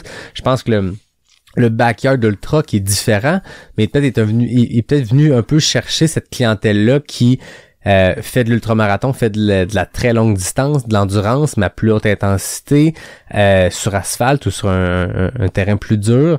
C'est différent, c'est pas en continu, mais presque, t'en as fait des backyards. Tu vois-tu un parallèle entre ces deux types d'épreuves-là? Je te dirais que dans les épreuves de 24 heures, tu gères tes pauses. Mm-hmm. OK? Si tu as besoin de te changer, manger, tu peux prendre plus que 10 minutes. Là. Tu peux prendre un 15 minutes, prendre le temps de te mettre au sec, manger, puis repartir. C'est un 15 minutes que tu n'es pas sur le parcours, mais quand même qui te permet d'arriver plus frais. La difficulté avec le backyard, tout dépendant, ton 6.4 km ou 6.7 km, si tu le fais proche de l'heure, t'as pas beaucoup de temps. C'est ça. Pour t'alimenter ou te changer. Ou si tu le fais, exemple, en 40 minutes, ben, t'as un 20 minutes d'arrêt, mais c'est pas si tant profitable que ça, toujours arrêter 20 minutes puis repartir par la suite, là. Ça amène un niveau de difficulté. Moi, de l'année, je l'ai fait au Nouveau-Brunswick il y a quelques années avec notre ami Charles. Oui. Gaston Gay, Charles, t'as la même épreuve que moi cette année-là. C'est ce que j'ai trouvé difficile dans le backyard, c'est de m'arrêter, puis de repartir, puis Je pense que c'est là l'attrait puis le développement à vitesse grand V de ce sport-là, c'est oui la performance, mais c'est toute la stratégie derrière, parce qu'il y a plein d'approches. Il y a celle de faire des boucles extrêmement rapides pour récupérer beaucoup, mais comme tu dis, s'arrêter 20 minutes chaque heure, tu as le temps de te refroidir. Il y a d'autres qui vont faire plusieurs boucles hyper lentement pour faire ça en 55-56, enchaîner des grosses heures, mais à très basse intensité, vont s'en squeezer une à 38 minutes puis avoir une longue pause. Mais je pense que c'est tout ça qui est intéressant, qui a ouvert un champ des possibles. Quand cette patente-là est arrivée, le monde sont OK, il y a de quoi qui se passe là, puis il y a une stratégie complexe derrière versus l'ultra trail où il y en a une aussi, mais tu pars d'un point A, tu vas un point B, puis le plus vite tu le fais, le mieux c'est quand tu veux un côté compétitif. Là, la backyard, il y a autre chose qui embarque. Puis je te dirais que le backyard, la beauté, c'est la communauté. Ouais. C'est que t'as une boucle, tu te crois, tu vois tout le monde tout le temps, il n'y a pas de question de vitesse, ça t'appartient à la vitesse parce que le dernier de la boucle peut être le premier à la fin, là, ben tu sais, oui. Ça fait que ça n'a pas d'importance. Ouais. Puis tu te retrouves au point de contrôle, tout le monde, on se regarde dans les yeux, on sourit, on se parle. Avec Charles, on jouait un petit jeu de poche qu'il y avait, on tirait les poches avant de repartir faire notre 6.7. Ouais. Ça a amené des choses, ça fait c'est un autre monde aussi. Ouais. Ça a sa popularité, puis il y aura d'autres choses qui viendront remplacer ça. C'est des tendances. Exact. Oh oui. Puis il y a du bon dans tout là, tu sais, c'est l'important là-dedans, c'est que ça reste sain. Ouais. Faut que ça reste sain là-dedans. Puis moi j'ai toujours souhaité que les gens font aussi ces trucs-là sans être stimulés, là, tu sais, sans utiliser des produits qui pourraient augmenter de la performance. Mm-hmm. Moi, j'ai fait ma carrière à l'eau claire. Ouais. Tu sais, avant que le Gatorade soit inventé, ça n'existait pas. Ça fait que je buvais de l'eau. Puis là, tu sais, il y a tellement de trucs sur le marché, puis des trucs qui peuvent stimuler la performance. À un moment donné, c'est ce que je crains, moi, dans ces sports-là, où les limites sont très, très repoussées, là. Ça peut... Puis c'est plate, mais il y a de l'argent en jeu. Il y a de l'argent maintenant en train. L'argent, c'est ça. Fait que j'ai peur qu'il y a des gens... il y a de l'argent, il y a des motivations différentes, disons. Ouais, j'ai peur que les gens basculent dans ces produits-là qui sont malsains pour la santé. Puis parce que moi, tu sais, j'ai fait carrière en santé publique, pas au curatif, mais au préventif. Moi, j'ai fait la promotion de l'activité physique pour la santé, tu sais. Parallèlement, moi, je faisais de la compétition, je faisais de l'entraînement, mais il reste quand même que toute ma vie, là, au-dessus de 30 ans de ma vie, j'ai fait la promotion de l'activité physique et des saines habitudes de vie, tu sais. Exact. Fait que je souhaite que les gens restent fidèles à ces grands principes larges là, puis qu'on fait du sport pour les bonnes raisons. Ouais. Je pense que les grandes organisations internationales ont un contrôle du dopage qui est beaucoup plus grand que dans les dernières années. Peut-être que ça s'inspire du monde olympique, du monde de la course sur route, mais je sais que maintenant les grandes épreuves ont ça. Mais c'est ça, il y a toujours le risque du moment qu'il y a de l'argent, puis des commanditaires, puis des partenaires, puis c'est ça. Faut qu'il y ait un suivi serré, puis il faut que les conséquences soient graves. Il y a eu des cas récemment aussi d'erreurs, parce que c'est pas parfait non plus le testing. Donc c'est complexe, mais je suis 100% d'accord. Tu sais, on fait ce sport-là pour le être en mouvement dans la nature. Tu sais, si notre pratique du sport nous amène à miner ces choses-là, la santé, le bien-être et notre nature, faut se poser des questions. Exact. Fait que tu sais, moi, j'ai un peu mon profil de sportif aussi, là, tu sais, là-dedans, ben moi, j'ai du respect pour tout le monde, là, tu sais, jusqu'à preuve du contraire, bien sûr, là, mais le sport m'a beaucoup apporté, tu sais. Tu sais, pendant la semaine, je réfléchissais à des choses, puis tu sais, je me dis que des fois, quand ça allait mal au travail, j'allais courir, là. Puis je réglais mes affaires, tu sais. Ma première maison que j'ai achetée avec ma conjointe en Gaspésie, je suis parti courir. J'allais vérifier le secteur, j'ai revenu de la course, puis j'ai dit on l'achète. On l'achète, tu sais, c'est curieux, mais tu sais, de la course m'a amené, moi, à des réflexions, à des choses. Ça fait que je veux pas dénaturer ça pour moi. C'est trop une partie de c'était ma meilleure amie. Ouais. La course à pied, là, c'était ma meilleure amie. J'avais un petit don dans ma vie, des choses à régler, des choses qui allaient pas bien, j'allais courir. Je revenais bien après, on passait à d'autres choses, je réglais mes trucs comme ça, puis je souhaite, tu sais, que les gens gardent ça sain, ce sport-là aussi. C'est clair. Ben, j'entends ce que tu dis, tu sais, le calibrer ses émotions, mais des fois que je dis, tu sais, quand il y a une situation qui te frustre, puis tu dis, pourquoi ça me frustre cette situation-là? je peux me poser la question tant que je veux. Je vais aller courir, puis tout va se replacer. Exact. Puis comme tu le disais tantôt, le travail aussi. Mais des fois, je pars courir avec un problème de job. Il y a de quoi qui se passe, il y a une situation, comment je m'en sors. Assis devant mon ordi, entre 4 murs puis un plafond, ça, je trouverais pas la solution là. Tu sais, on la trouve ailleurs. Tantôt, t'as dit top 3 des plus belles expériences. T'as parlé d'une course de 24 heures. T'as parlé de votre raid d'aventure dans Charlevoix. Est-ce que tu as la troisième réponse sous la main? Mais je te dirais, ça date peut-être des années 85 au marathon de la francophonie. OK. Un marathon là que j'avais pas cédulé dans mes priorités d'entraînement. Là, j'étais sur une période d'entraînement. J'étais invité quand même à la course parmi plusieurs Québécois, puis il y avait des Mexicains, des gens beaucoup d'Européens à cette course-là aussi. Puis je me suis levé ce matin de la course-là sans stress, sans tu sais, j'étais invité, oui, j'étais content d'être là, mais j'avais pas fait rien de spécial pour performer ce jour-là. Je te dis, Yannick, j'arrive dans les premiers kilomètres de la course, puis je regardais mes temps de passage, j'ai dit ça, je suis trop vite. Je suis trop rapide. Ça fait que là, j'ai levé le pied. Ben, j'ai été capable de garder le pace pendant le 42 km pour finir avec une de mes meilleures performances en 2h44. Wow. Qui m'a donné dans les top 4 des Québécois, top 12 parmi toute la francophonie. Une journée où je m'attendais pas. Journée parfaite. Ouais. Ça fait que ça m'a fait beaucoup réfléchir, ça aussi, parce que on se met beaucoup de pression de performance. Mm-hmm. Puis des fois, ça peut être décevant, tu sais. Ouais. Puis c'est là qu'il est important de comprendre que le processus, c'est beaucoup plus important que le jour J, tu sais, parce que c'est pas garanti qu'au jour J qu'on performe.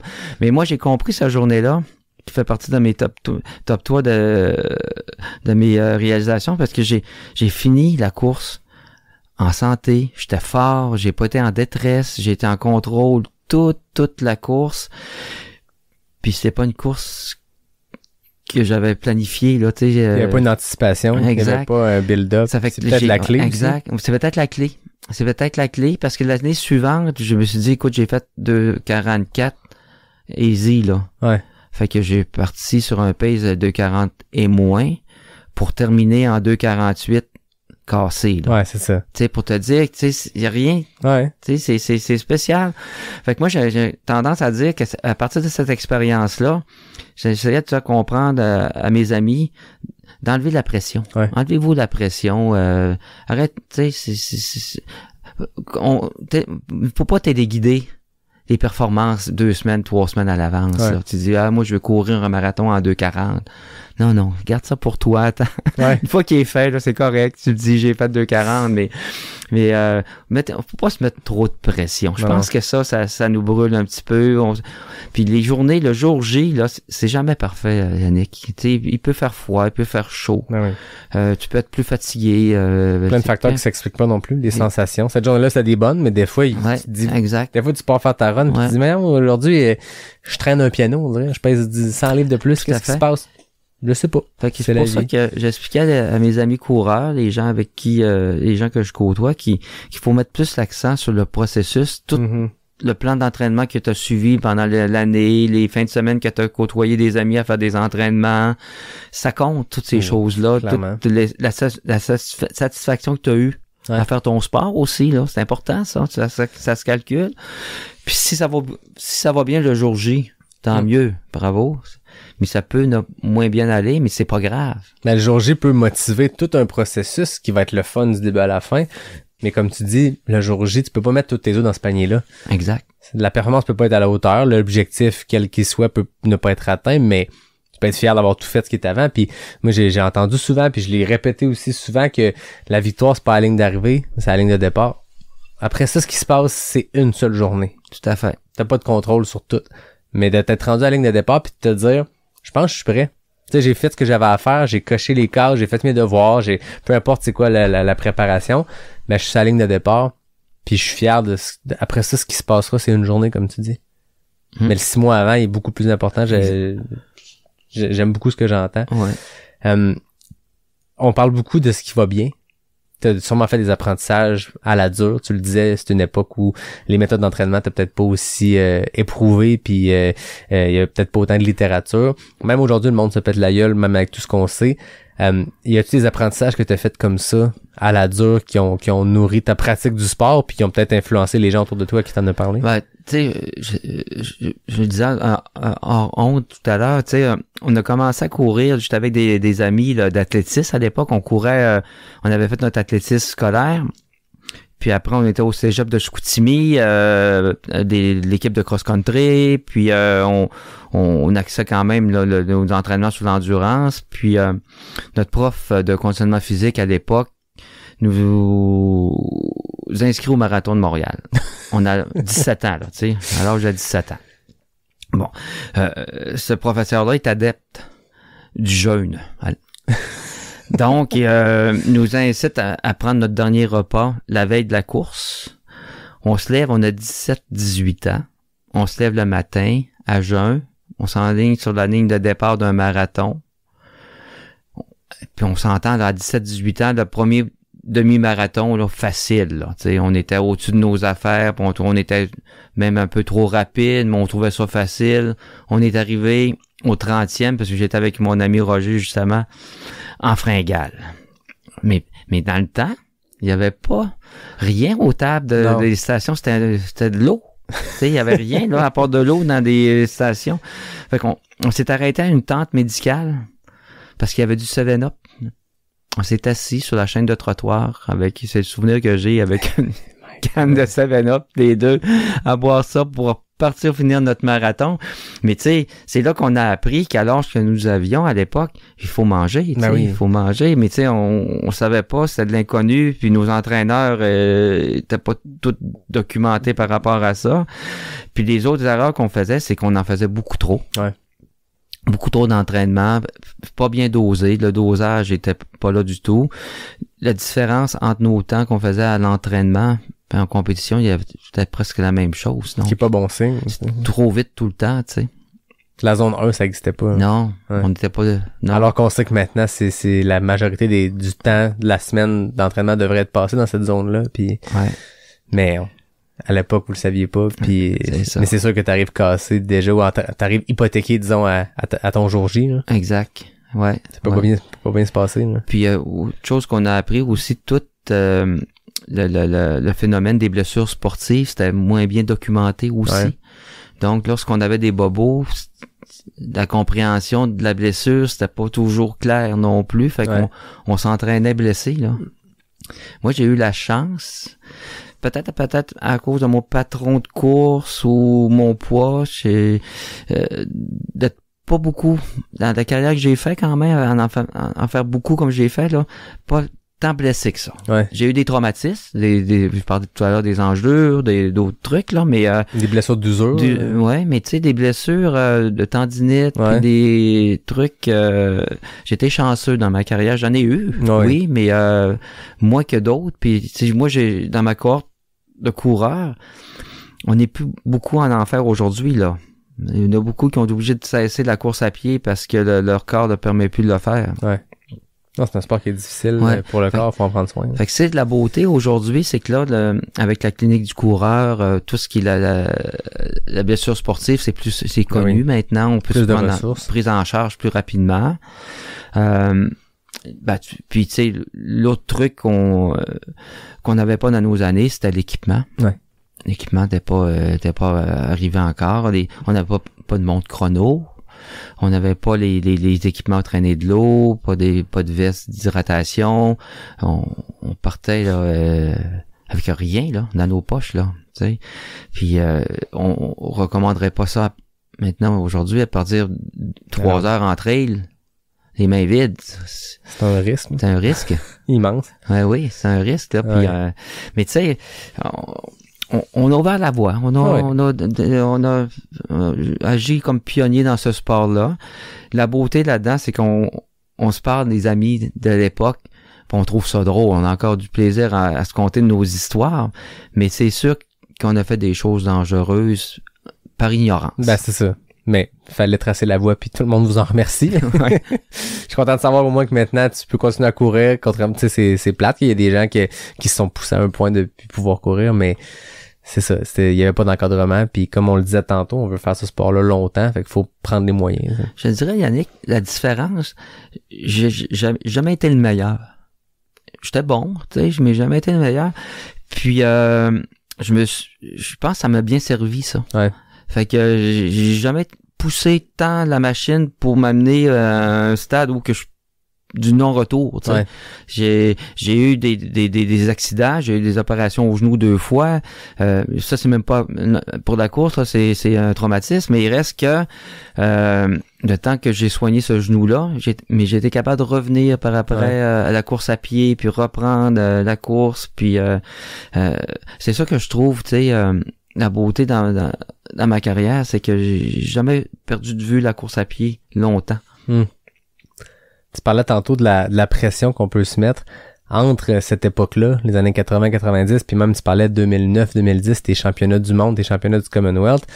Il y avait la pression qu'on peut se mettre et ne pas se mettre, puis il y avait toute cette gestion-là d'anticipation, mais il y avait un facteur qui existe aujourd'hui qu'il n'y avait pas à l'époque, les réseaux sociaux. Comment tu le vois, cette équation-là qui prend beaucoup de place, cette équation-là, cette patente-là qui prend beaucoup de place dans notre sport? Parce que ça a sa beauté. On suit des courses à l'autre bout du monde, au bout de notre téléphone pour savoir à nos Québécois comment ça se passe.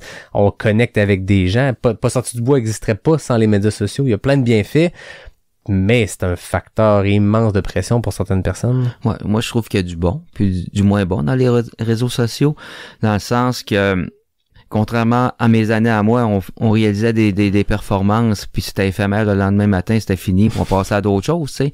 Avoir eu accès à du Facebook, au moins, on aurait pu faire spinner un peu la nouvelle, puis avoir un peu plus de gloire, mais tu sais, ça n'existait pas. Mais ce que je trouve, l'aspect négatif des réseaux sociaux, c'est de se servir des réseaux sociaux, d'un événement X, un ultra ou un truc, pour publier, tu sais, dans les réseaux sociaux pour faire spinner tes trucs lorsque c'est contre nature, tu sais. Ouais. Moi, je pense pas que c'est une bonne idée de s'engager dans des ultramarathons ou des épreuves là quand même très exigeantes parce que tu veux publier sur les réseaux sociaux. Ouais. Tu publies sur les réseaux sociaux si tu as bien réussi, t'es content, puis tu veux le faire connaître à tes amis, c'est parfait, puis ça sert à ça, c'est ça la beauté des réseaux sociaux, mais pas au point de t'enregistrer dans une épreuve pour nourrir tes réseaux sociaux. C'est un stress trop important. Ouais. Puis moi, je trouve que c'est contre nature aussi. Mm-hmm.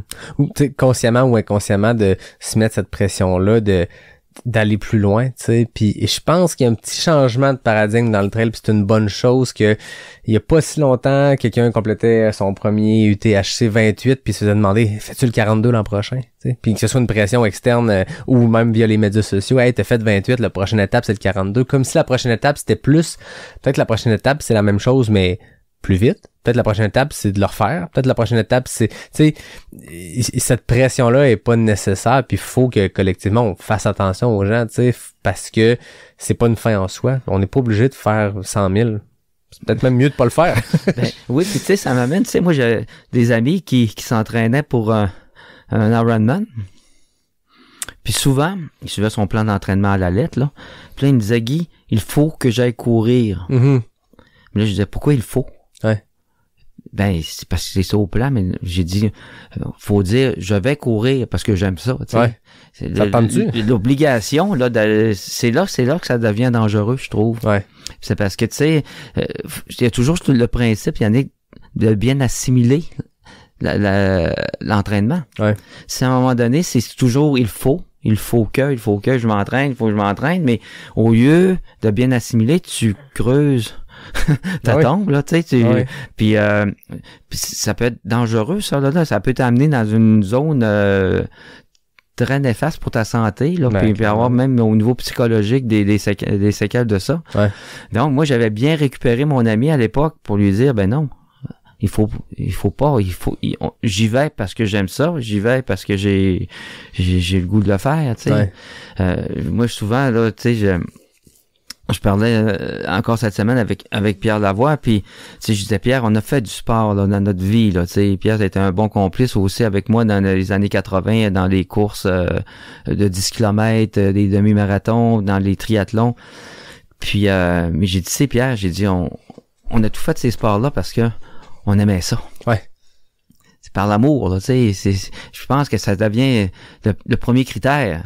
Faut aimer ça, puis c'est quand on aime, là, tu sais. Faut pas le faire parce qu'il faut le faire, ou faut... Des fois, on perd les objectifs de vie, puis c'est correct, mais c'est bon de se recentrer, puis des fois, c'est une conversation, c'est un podcast qu'on écoute, puis qu'on entend Guy Gilbert dire ça, puis ça peut juste amener, je vais me questionner.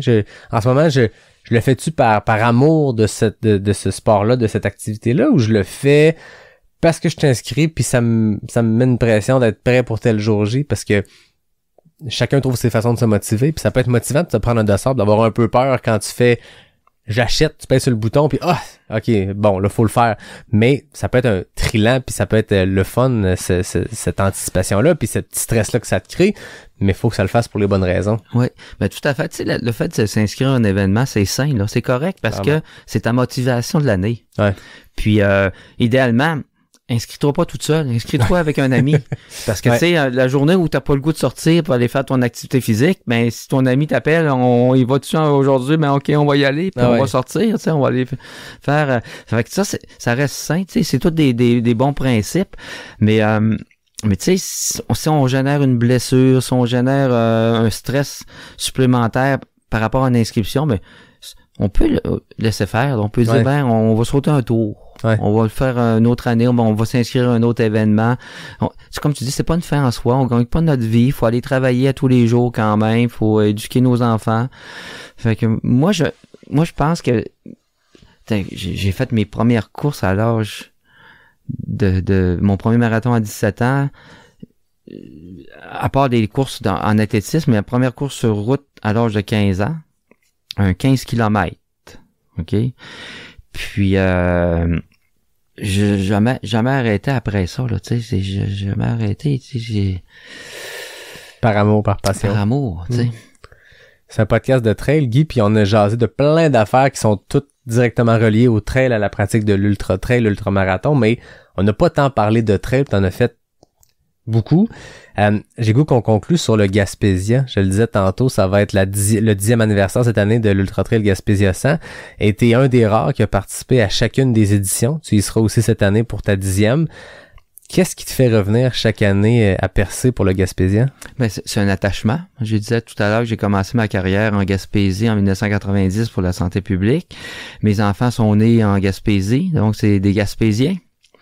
Donc, j'avais cet attachement-là de retourner à chaque été en Gaspésie. Quand Jean-François a organisé le Gaspésia 100, là, j'ai dit, c'est sûr que je vais être là, tu sais, je veux y participer.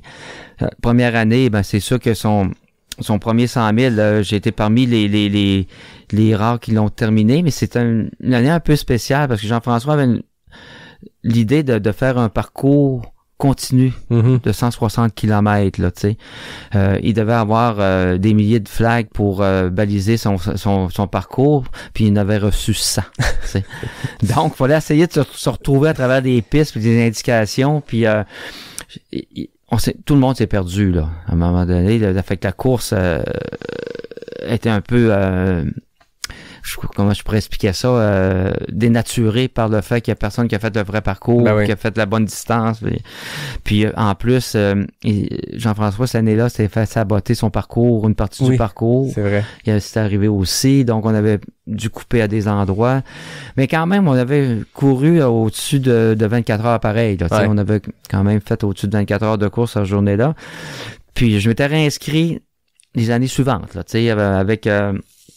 Thomas Duhamel, je me rappelle la deuxième année avec Thomas, on était les deux restants sur le parcours, une journée très, très, très froide, là. On était gelés, il faisait froid, puis moi, je me suis perdu sur le retour de la deuxième boucle à la rivière des Émeraudes. J'ai fait une boucle de 10 km. J'ai entendu la rivière. J'ai dit, OK, j'arrive au point de contrôle. J'ai vu un flag de l'autre côté, mais c'était un flag pour le retour. Fait que je suis retourné sur la route du retour pour m'apercevoir que j'avais passé là. puis revenir. J'ai fait une boucle de 10 km. Ouais. Pour revenir, passer pour aller à la plage du Pêcheur de nuit à marée haute. Ça se faisait pas, Yannick. Je pouvais pas passer là, ça pouvait pas. C'était Jean-François, à partir de cette année-là, il a compris qu'on peut plus passer la nuit à marée haute, là. Mais maintenant, l'aller-retour aller se fait, mais quand t'arrives à cette pointe-là, tu te rends pas. Tu te rends pas à t'arrêtes au camp de base, on arrête au camp de base. Si cette année-là, on aurait arrêté à camp de base, j'aurais pu repartir. Ouais. Mais là, j'ai dit non. J'ai vraiment eu peur à ma vie. 3 fois à portion qui a pas de sens. Non, ça faisait pas, là. Ça fait que là, cette année-là, Thomas a réussi, mais tu sais, Thomas, c'était une jeunesse à l'époque aussi. C'était tout qu'un athlète. Il avait réussi à passer là, lui. Puis je sais pas comment, là, tu sais. Moi, il y a des grandes jambes, fait que peut-être que la marée haute, il l'avait à taille au lieu d'avoir à la poitrine. Moi, j'entendais les vagues frapper les roches sans rien voir, là. C'était brumeux. Ma lampe frontale faisait en sorte que je voyais rien. C'est pas une la brume. J'entendais les vagues. J'ai dit non, je peux pas. Faut pas là. Je peux pas aller là. Fait que ma course est terminée, là, avec un détour de plus de 10 km, puis tout. Heureusement, Jean-François a compris que l'année suivante, on pouvait arrêter. L'année suivante, je dirais, encore engagé aux 160 km. L'année que je m'étais bien préparé, ma fille Juliane m'avait conçu un plan d'entraînement de retraité. Là, ma première année de retraite en plus, ma conjointe est encore au travail. Donc, Yannick, je m'étais fait un genre de plan d'entraînement pour retraiter. Là, j'avais du temps, j'avais suivi ça à la lettre. La semaine avant la course, mon père est décédé. Okay. Donc, la fameuse courbe physique et la courbe émotionnelle. Mm-hmm. Pour optimiser la performance, il faut que ces deux courbes-là soient assez proches. Tu sais. Ouais. Lorsque la courbe émotionnelle est trop distancée de la courbe physique, même bien entraîné, j'avais pas le cœur, pas du tout le cœur à me lancer dans cette épreuve. Pour de la longue endurance, ça prend tout le cœur et la tête. Toute la tête. Donc, j'étais là pareil. J'ai parti, au départ, j'ai fait la première boucle, puis après, j'ai dit à Jean-François, je suis vidé. Un peu triste de cette année-là parce que c'était l'année où j'étais le mieux préparé pour le faire.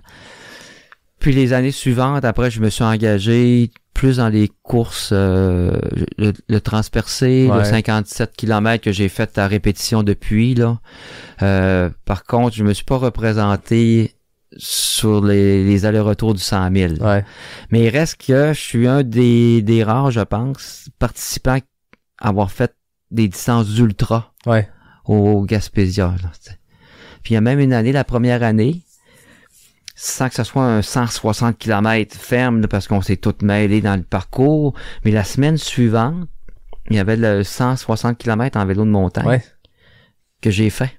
Fait que j'étais un des seuls participants à avoir fait à la fois le 160 à la course puis le 160 en vélo de montagne. C'est près l'un de l'autre, parce qu'après ça a été à 2 moments différents dans l'année. Puis ça, c'était une belle fierté. J'étais content d'avoir réalisé ça, ce qui démontre aussi la polyvalence que j'ai dans le sport. Tu sais, je suis pas concentré juste dans le sport qui est la course. Je peux faire aussi du vélo, je peux le reproduire aussi longtemps, là, tu sais, parce que tu sais, 160 km en vélo de montagne, c'est quand même du sport. C'est pas de doute là-dessus. Exigeant, puis surtout les parcours en Jean-François où monter des côtes avec le vélo sur l'épaule. Ouais.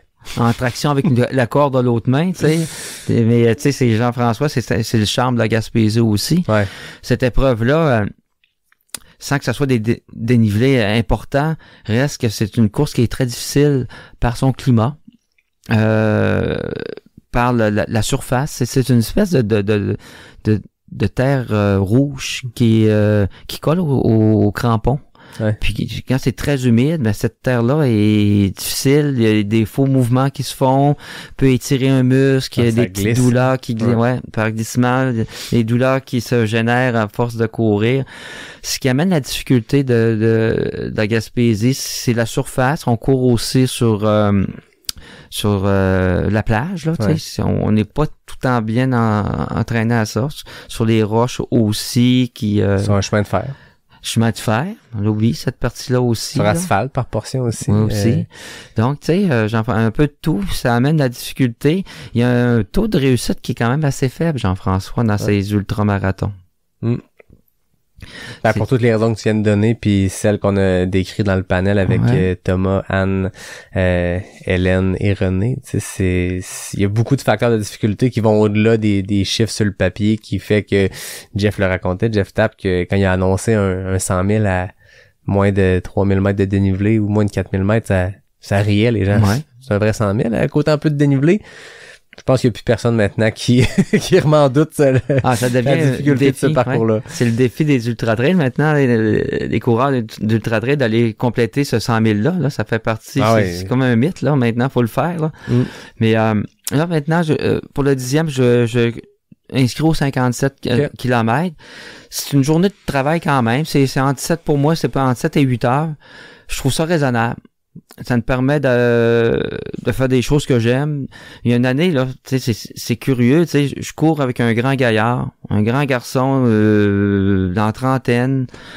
Je lui ai dit, écoute, j'ai mes limites en trail, tu peux pas te fier sur moi, là, tu peux faire ta course, là, moi je fais mes affaires. Il dit non, j'aime ça, je suis bien avec toi. Là, je pose des questions, qu'est-ce qu'un grand garçon comme toi, qu'est-ce qui t'a amené dans l'ultra trail bâti, là? Ben, il me répond, il dit, j'ai joué au football pour professionnel pour les Alouettes, là, tu sais. Ah ouais? Fait que c'est des rencontres qu'on fait en ultra-trail pour le rencontrer après la course au Pit Caribou avec la bière pour que ce grand gaillard-là, Gabriel, j'ai oublié son nom de famille, il jouait pour les Alouettes de Montréal, ce grand gaillard-là qui vient me prendre dans ses bras puis me serrer pour me remercier. Guy, tu m'as tiré, tu m'as aidé dans ma course, puis c'est ces rencontres-là qui est merveilleux. Puis le fait de courir du 57 km, c'est la course finie. Mm-hmm. Tu peux profiter de ces bons moments-là avec des gens que tu as côtoyés en course. Tu retrouves ta famille. T'as du temps pour vivre d'autres choses aussi dans cette grosse bulle-là événementielle. Fait que ça amène un charme aussi. C'est ce qui m'attire maintenant de courir moins long. Je suis plus reposé aussi après pour faire d'autres choses, pour continuer d'autres activités. Donc, la formule, moi, du 57 km, là, du 100 km et moins, là, à l'âge que je suis rendu, me satisfait. Ben, c'est extrêmement bon. Puis, tu le disais tantôt, le but, c'est de faire ça jusqu'à tes 80 ans. Puis, si c'est de faire des 54 au lieu de des 100 000, je pense que c'est très très louable. Puis de toute façon, c'est quand même bien 57 km dans des sentiers gaspésiens. C'est énorme comme accomplissement. Puis il n'y a pas grand monde qui peut espérer réussir ça. Puis tu le fais, je trouve ça beau. Fait qu'on va se voir cette année à Percé. Tu vas être là aussi? Ouais. Dans quelle distance? Pas manqué. Je fais le Transpercé 100. Ah oui. Mais j'ai fait le 100 kilos d'une traite. Puis j'avais le goût d'un week-end choc en prévision d'un projet plus tard. Puis je me suis dit, ben là, Transpercé 100, c'est pour les raisons que tu viens d'énumérer. Quand j'ai fait le 100 km, j'étais là avec ma blonde puis son père, puis j'en avais profité, mais ça reste que t'es 18 heures sur le parcours, puis le lendemain, t'es magané. Là, je vais être là avec ma blonde, mon gars, ma mère. On va être là pendant 4 jours à Percé. Le Transpercé fait que je vais profiter en masse des parcours, en masse de la communauté, en masse de l'événement, puis en masse de ma famille, parce que je serai pas en nuit blanche quelque part dans le Mont-Saint-Anne de Gaspésien. La stratégie d'une course par étapes, tu la connais, Yannick? Non, je suis ouvert à t'entendre parce que je vais même enregistrer un épisode sur ce premier Transpercé-là, ma première course par étapes. Ouais, la première journée, la première distance, tu y vas au bout. Ouais. La deuxième, easy. Puis la troisième, tu fais avec ce qui reste. J'adore. Ben c'est sûr qu'un 12 kilos pour commencer, on peut y aller au bout puis s'amuser. Surtout s'il fait beau sur le Bonaventure. Mais après ça, ok, j'aime ça. C'est assez particulier à courir à l'île. Ouais. Je sais pas si tu l'as déjà fait. En fait, j'étais inscrit puis c'était une année où la température était tellement mauvaise, 2019. Oui, je me rappelle. Qu'ils nous ont remplacé ça à quelques heures près par un genre de 10 km sur la plage, qui était pas plus fun dans le sens où c'était rough. Ouais, je me rappelle cette année-là, j'étais là aussi. Ouais. Je te dirais que c'est unique courir sur l'île de Bonaventure. C'est un gros coup que Jean-François a réussi d'amener des coureurs sur l'île Bonaventure. C'est unique au monde. Là. C'est unique au monde. Puis de le faire là, tu peux pas aller courir sur l'île Bonaventure le reste de l'année. Non, C'est non, là que ça se c'est passe, là que c'est un ça se espace. passe. Ben, c'est ça, tu sais, on a beaucoup de courses dans des parcs nationaux, puis c'est une chance d'avoir la CEPAC qui accepte avec sûrement un cahier rempli de contraintes, puis c'est normal, mais c'est des espaces protégés auxquels on a accès. Mais là, Jeff Tapp, c'est des espaces protégés par l'UNESCO, hein, c'est pas rien. Mais Jeff, c'est un ambassadeur exceptionnel pour sa région. Je pense que c'est un gars qui réussit c'est un excellent leader, là. Quand il part sur un projet puis qui mène sa gang, tout le monde embarque. Après ça, tu vas rencontrer l'équipe de l'UNESCO. Je sais pas qui a parlé à l'UNESCO, mais quand tu présentes ton projet, je suis sûr qu'il a été très bon pour les embarquer là-dedans aussi. Là. Avec Jean-François, j'ai quand même travaillé là sur son conseil d'administration bénévolement là, quelques années. C'est sûr que mon statut là d'élu au niveau d'un conseil municipal à Lac-Beauport m'obligeait de déclarer tous mes intérêts, mes engagements, puis même dans les OBNL, même si c'est des engagements bénévoles. Puis je voulais pas, tu sais, mélanger la vie politique puis mon engagement, ces trucs-là. Fait que c'est comme ça que j'ai arrêté de participer bénévolement dans son organisation. Mais même en étant à Québec, j'ai contribué quand même à cet événement-là, là, bénévolement avec Jean-François. Je me rappelle une année, là, j'avais été faire du bénévolat pour sa course de vélo de montagne en l'automne. J'ai quand même beaucoup aidé là, Jean-François là, en tant que participant, le premier, la première édition, mais aussi en tant que bénévole là, dans cet événement-là. Mais c'est toujours en raison de mon attachement là. J'ai quand même 2 Gaspésiens dans ma vie. Ben oui, c'est ça. Donc, j'ai un attachement avec cette région-là qui m'a donné la chance dans mon premier vrai travail. Ah oui. Puis la beauté aussi, la Gaspésie. Tu sais, écoute, Yannick, la Gaspésie serait à 3 heures de route de Québec, ça se remplirait toutes les fins de semaine. Là, ça n'aurait pas de sens. Ça serait pas de sens. C'est trop beau pour être vrai. Ouais. Fait que là, c'est sûr que la distance fait en sorte que c'est plus restreint en termes d'achalandage, mais c'est tellement beau. Mais ça rend chaque visite spéciale. Ouais, exact. C'est plus loin, c'est pas aussi accessible, mais quand tu y vas pour vrai. Puis je pense que c'est le succès aussi de ces courses par étapes, c'est que t'as des coureurs qui partent de partout au Québec, de partout dans les maritimes pour converger vers Percé pendant une fin de semaine. Ben, tant qu'à faire 8 heures d'auto, aussi bien rentabiliser ça puis faire 2-3 étapes d'une course par étape puis faire du bénévolat. Puis mais moi, je pense que les courses par étapes, Annick, ça va être l'avenir du trail. Parce que les 160 km, t'es 30 heures dans les pistes. C'est long, là. Puis, autant pour ta famille, les amis qui tu veux te suivre là-dedans, t'encourager, c'est interminable. La beauté des courses par étapes, la journée se termine, tu prends une douche, tu t'alimentes, tu peux dormir, te reposer, tu repars le lendemain, tu fais tes trucs. Ça reste quand même très difficile, là. Tu vas voir que courir le 30 km du TP100 après le 57 de la veille, c'est pas une mince tâche. Surtout dans les parcours à Jean-François, là, c'est pas une mince tâche. Fait que tu sais, c'est des gros défis. Mais je pense, en tout cas, l'avenir va nous le dire, là, mais je pense que les courses par étapes vont prendre du galon. Ouais. Ben, des échos que j'ai entendus de d'autres événements, je serais pas surpris, on les voit, tu sais. Il y a des gens qui se sont fait des courses par étapes eux-mêmes. La première année qu'Arikana a eu 2,42, puis tu peux faire des combos toi-même. Maintenant, avec Arikana, t'es rendu qu'il y a un 60 le vendredi, c'est quand même une longue distance pour une première étape, mais le samedi, le dimanche, après ça, on en a vu sur d'autres événements aussi. À l'île aux Coudes, l'échappée, maintenant t'as des combos course sur route, course sur trail. Je sais qu'à l'UTFS, il y a des combos, je pense aussi. C'est pas nécessairement officiel, tu t'inscris, mais tu peux t'inscrire pour 2 épreuves puis te faire ton propre week-end choc, mais il y a un intérêt pour ça, puis ça rend ces longues distances-là accessibles à un plus grand nombre aussi, parce que faire 100 km en 3 jours, c'est immense comme accomplissement, mais tu l'as dit, t'as des ingrédients de plus que de le faire d'une shot, tu sais. T'as une nuit de sommeil, t'as des repas qui ont de l'allure, t'as le temps de digérer tes repas, tu sais, veux pas s'alimenter, c'est un enjeu entre elles, mais je pense que t'as raison. On ressortira cette cote-là dans 5 ans, on quand va ressortir, ça sera rendu ça partout, puis on dira, Jeff a été visionnaire, puis Guy aussi. Ouais. Mais je suis content de retourner cette année en Gaspésie encore, là, pour Jean-François. Là, c'est un moteur aussi, c'est un moteur économique pour la Gaspésie aussi, amener tout ce monde-là, là-bas. Des milliers de personnes, là. coureurs et familles et amis, tout des bénévoles et tout ce qui se pointe là, ça a percé vie cette fin de semaine-là que pour le Gaspésien. Là. Absolument. Puis, tu sais, moi, j'étais quand même 11 ans à vivre en Gaspésie. Tu sais, ça n'existait pas encore, cet événement-là. Tu sais, ça avait eu lieu, j'aurais tout fait aussi, ben oui. là, tu sais. Puis, là, ça m'oblige de retourner, là. À chaque année, là, c'est le 10e. Je sais pas si la santé va nous permettre encore de les faire encore longtemps. Mais c'est sûr que ça faisait partie de mes priorités cette année d'être là pour le 10e anniversaire. Il y a l'année COVID qui était un petit peu exceptionnelle, là. Il n'y a pas eu d'événement, là. On le faisait à distance. Chronométré à distance. Ouais, c'est ça. Mais toutes les vraies éditions présentielles, je les ai pas manquées. Guy, ça a été un grand plaisir d'explorer une foule de sujets. Certains que j'ai abordés à plusieurs reprises. Le Gaspésia, c'est rendu un sujet récurrent sur le podcast, mais l'ultra sur route, les raids d'aventure, tout ça, c'était extrêmement intéressant. Je termine toujours mes épisodes avec les questions éclair NAC. On met un peu de compétition dans tout ça. C'est 10 questions auxquelles il faut répondre le plus rapidement possible. Je sors mon chrono. Je rappelle que j'ai fait table rase en début d'année quand j'ai reçu Bruno Blanchette. Je me suis dit c'est un jalon dans une vie de podcast de recevoir ce gars-là, ce personnage-là, ce coureur-là. On remet les compteurs à zéro. Ça faisait 220 épisodes que je cumulais des records de vitesse pour ces questions éclairs-là. J'ai recommencé.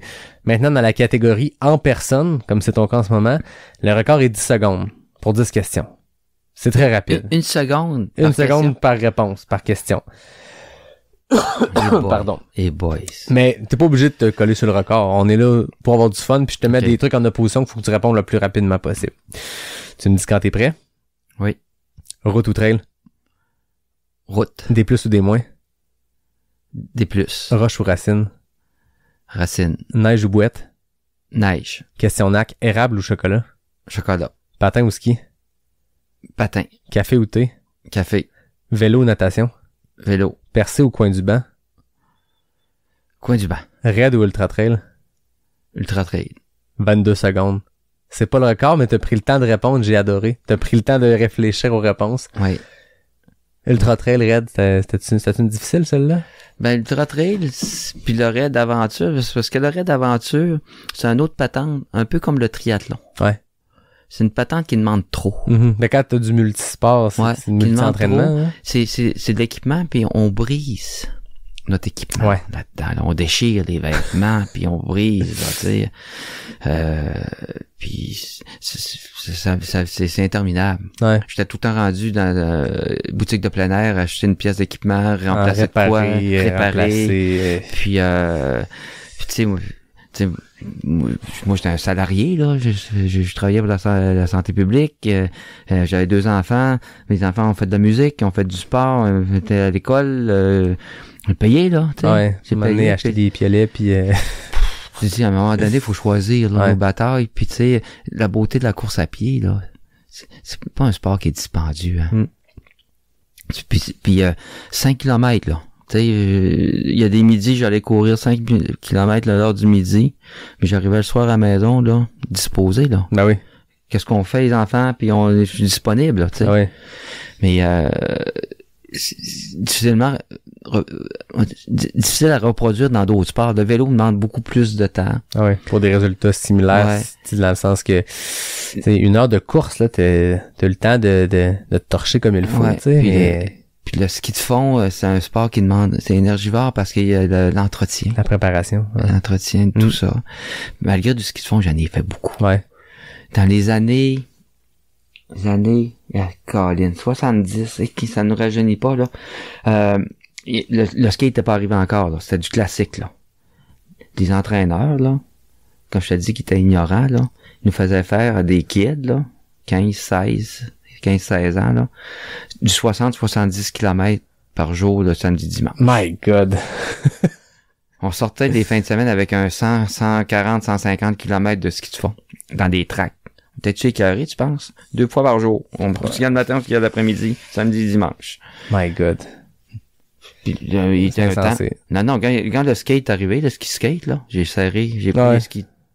J'ai 30 ans sans retoucher à ça, là. C'est vrai? Ouais. Le ski classique, j'ai pas touché à ça avant longtemps. Une écœurite. Ah oui. Ouais. On pouvait plus voir une trace de ski de fond, là, tu sais. J'ai repris ça par après. Puis quand je te dis de la conciliation travail-famille, c'est que ma conjointe, c'est une skieuse alpin. OK. Donc, maintenant, j'ai remplacé le ski de fond par le ski alpin. Puis là, la beauté, maintenant, on a le ski aux trottes, on peut mettre les poids fois, qu'on peut faire un peu d'exercice. Mais c'est le sport que je fais avec ma conjointe. C'est important, ça aussi, là. Ouais. Ben oui, c'est important, c'est ça. Ouais, c'est important. Ouais, d'avoir des activités communes. Ben, connectées. Tu sais, les gens me demandaient, c'est quoi le secret de plus de 35 ans de vie commune? Ouais. Là? Ben, c'est d'avoir une communauté d'intérêt. Mm-hmm. Parce que, tu sais, quand t'as des jeunes enfants, ben, tout ton intérêt est là. Tu sais, t'es un bébé d'1 mois, 2 mois, 3, ça grandit, puis les parents, on est parents les deux, puis c'est... Mais là, les enfants grandissent, deviennent adolescents. Puis les enfants, ben c'est un peu ingrat, tu vas voir que ils ont moins besoin des parents rendus là, puis ils font leur truc eux autres, on n'est jamais loin, mais ils ont leur truc. Fait que si tu trouves pas un intérêt qui est commun avec entre conjoints, ben tu peux te perdre là. Ben c'est ça.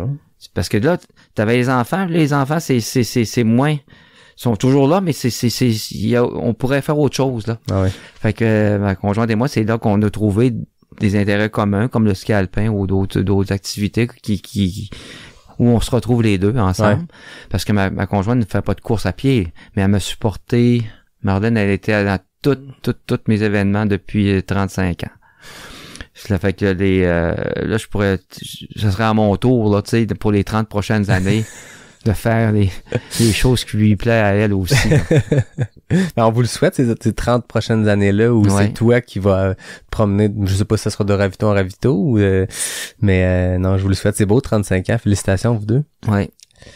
J'ai le goût de te conclure sur une question très philosophique. J'ai pas l'habitude de faire ça, mais là, je me dis, tu t'es décrit de pionnier, de vieux loup. T'as des milliers d'oreilles qui t'écoutent en ce moment, qui sont peut-être des gens qui font clairement pas ce sport-là depuis aussi longtemps.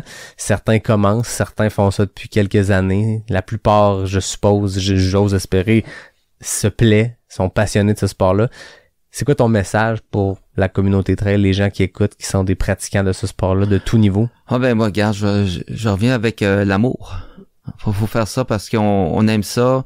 Faut évacuer tout l'aspect obligation. Tu sais, on fait de la course à pied parce qu'on aime. On fait du sport parce qu'on aime. Puis toujours avoir en tête qu'on fait ça pour notre santé. C'est la parfaite conclusion. Merci beaucoup, Guy, de ton temps ce soir. Ça a été une discussion extrêmement intéressante.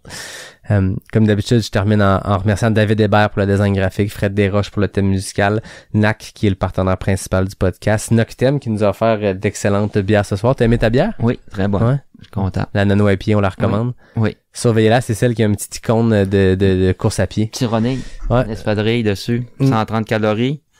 Puis ça goûte. Ouais, c'est ça la beauté. Maintenant, les nano IPA, moi, c'est ce que j'adore des nano IPA, c'est que tu peux avoir le goût de ce qu'on aime d'une IPA sans avoir les 7% d'alcool, puis peu importe. Fait que c'est un beau compromis. Je remercie aussi Mox Mocktail pour les fois où on décide d'y aller plus sagement que ce soir avec des mocktails. Et Café Charlevoix qui me supporte aussi. Donc, je les remercie tous. Merci à toi, Guy. Ça a été une magnifique discussion. On aurait pu faire 4 heures. Ça sera peut-être une première partie de plusieurs, mais merci beaucoup de ton temps ce soir.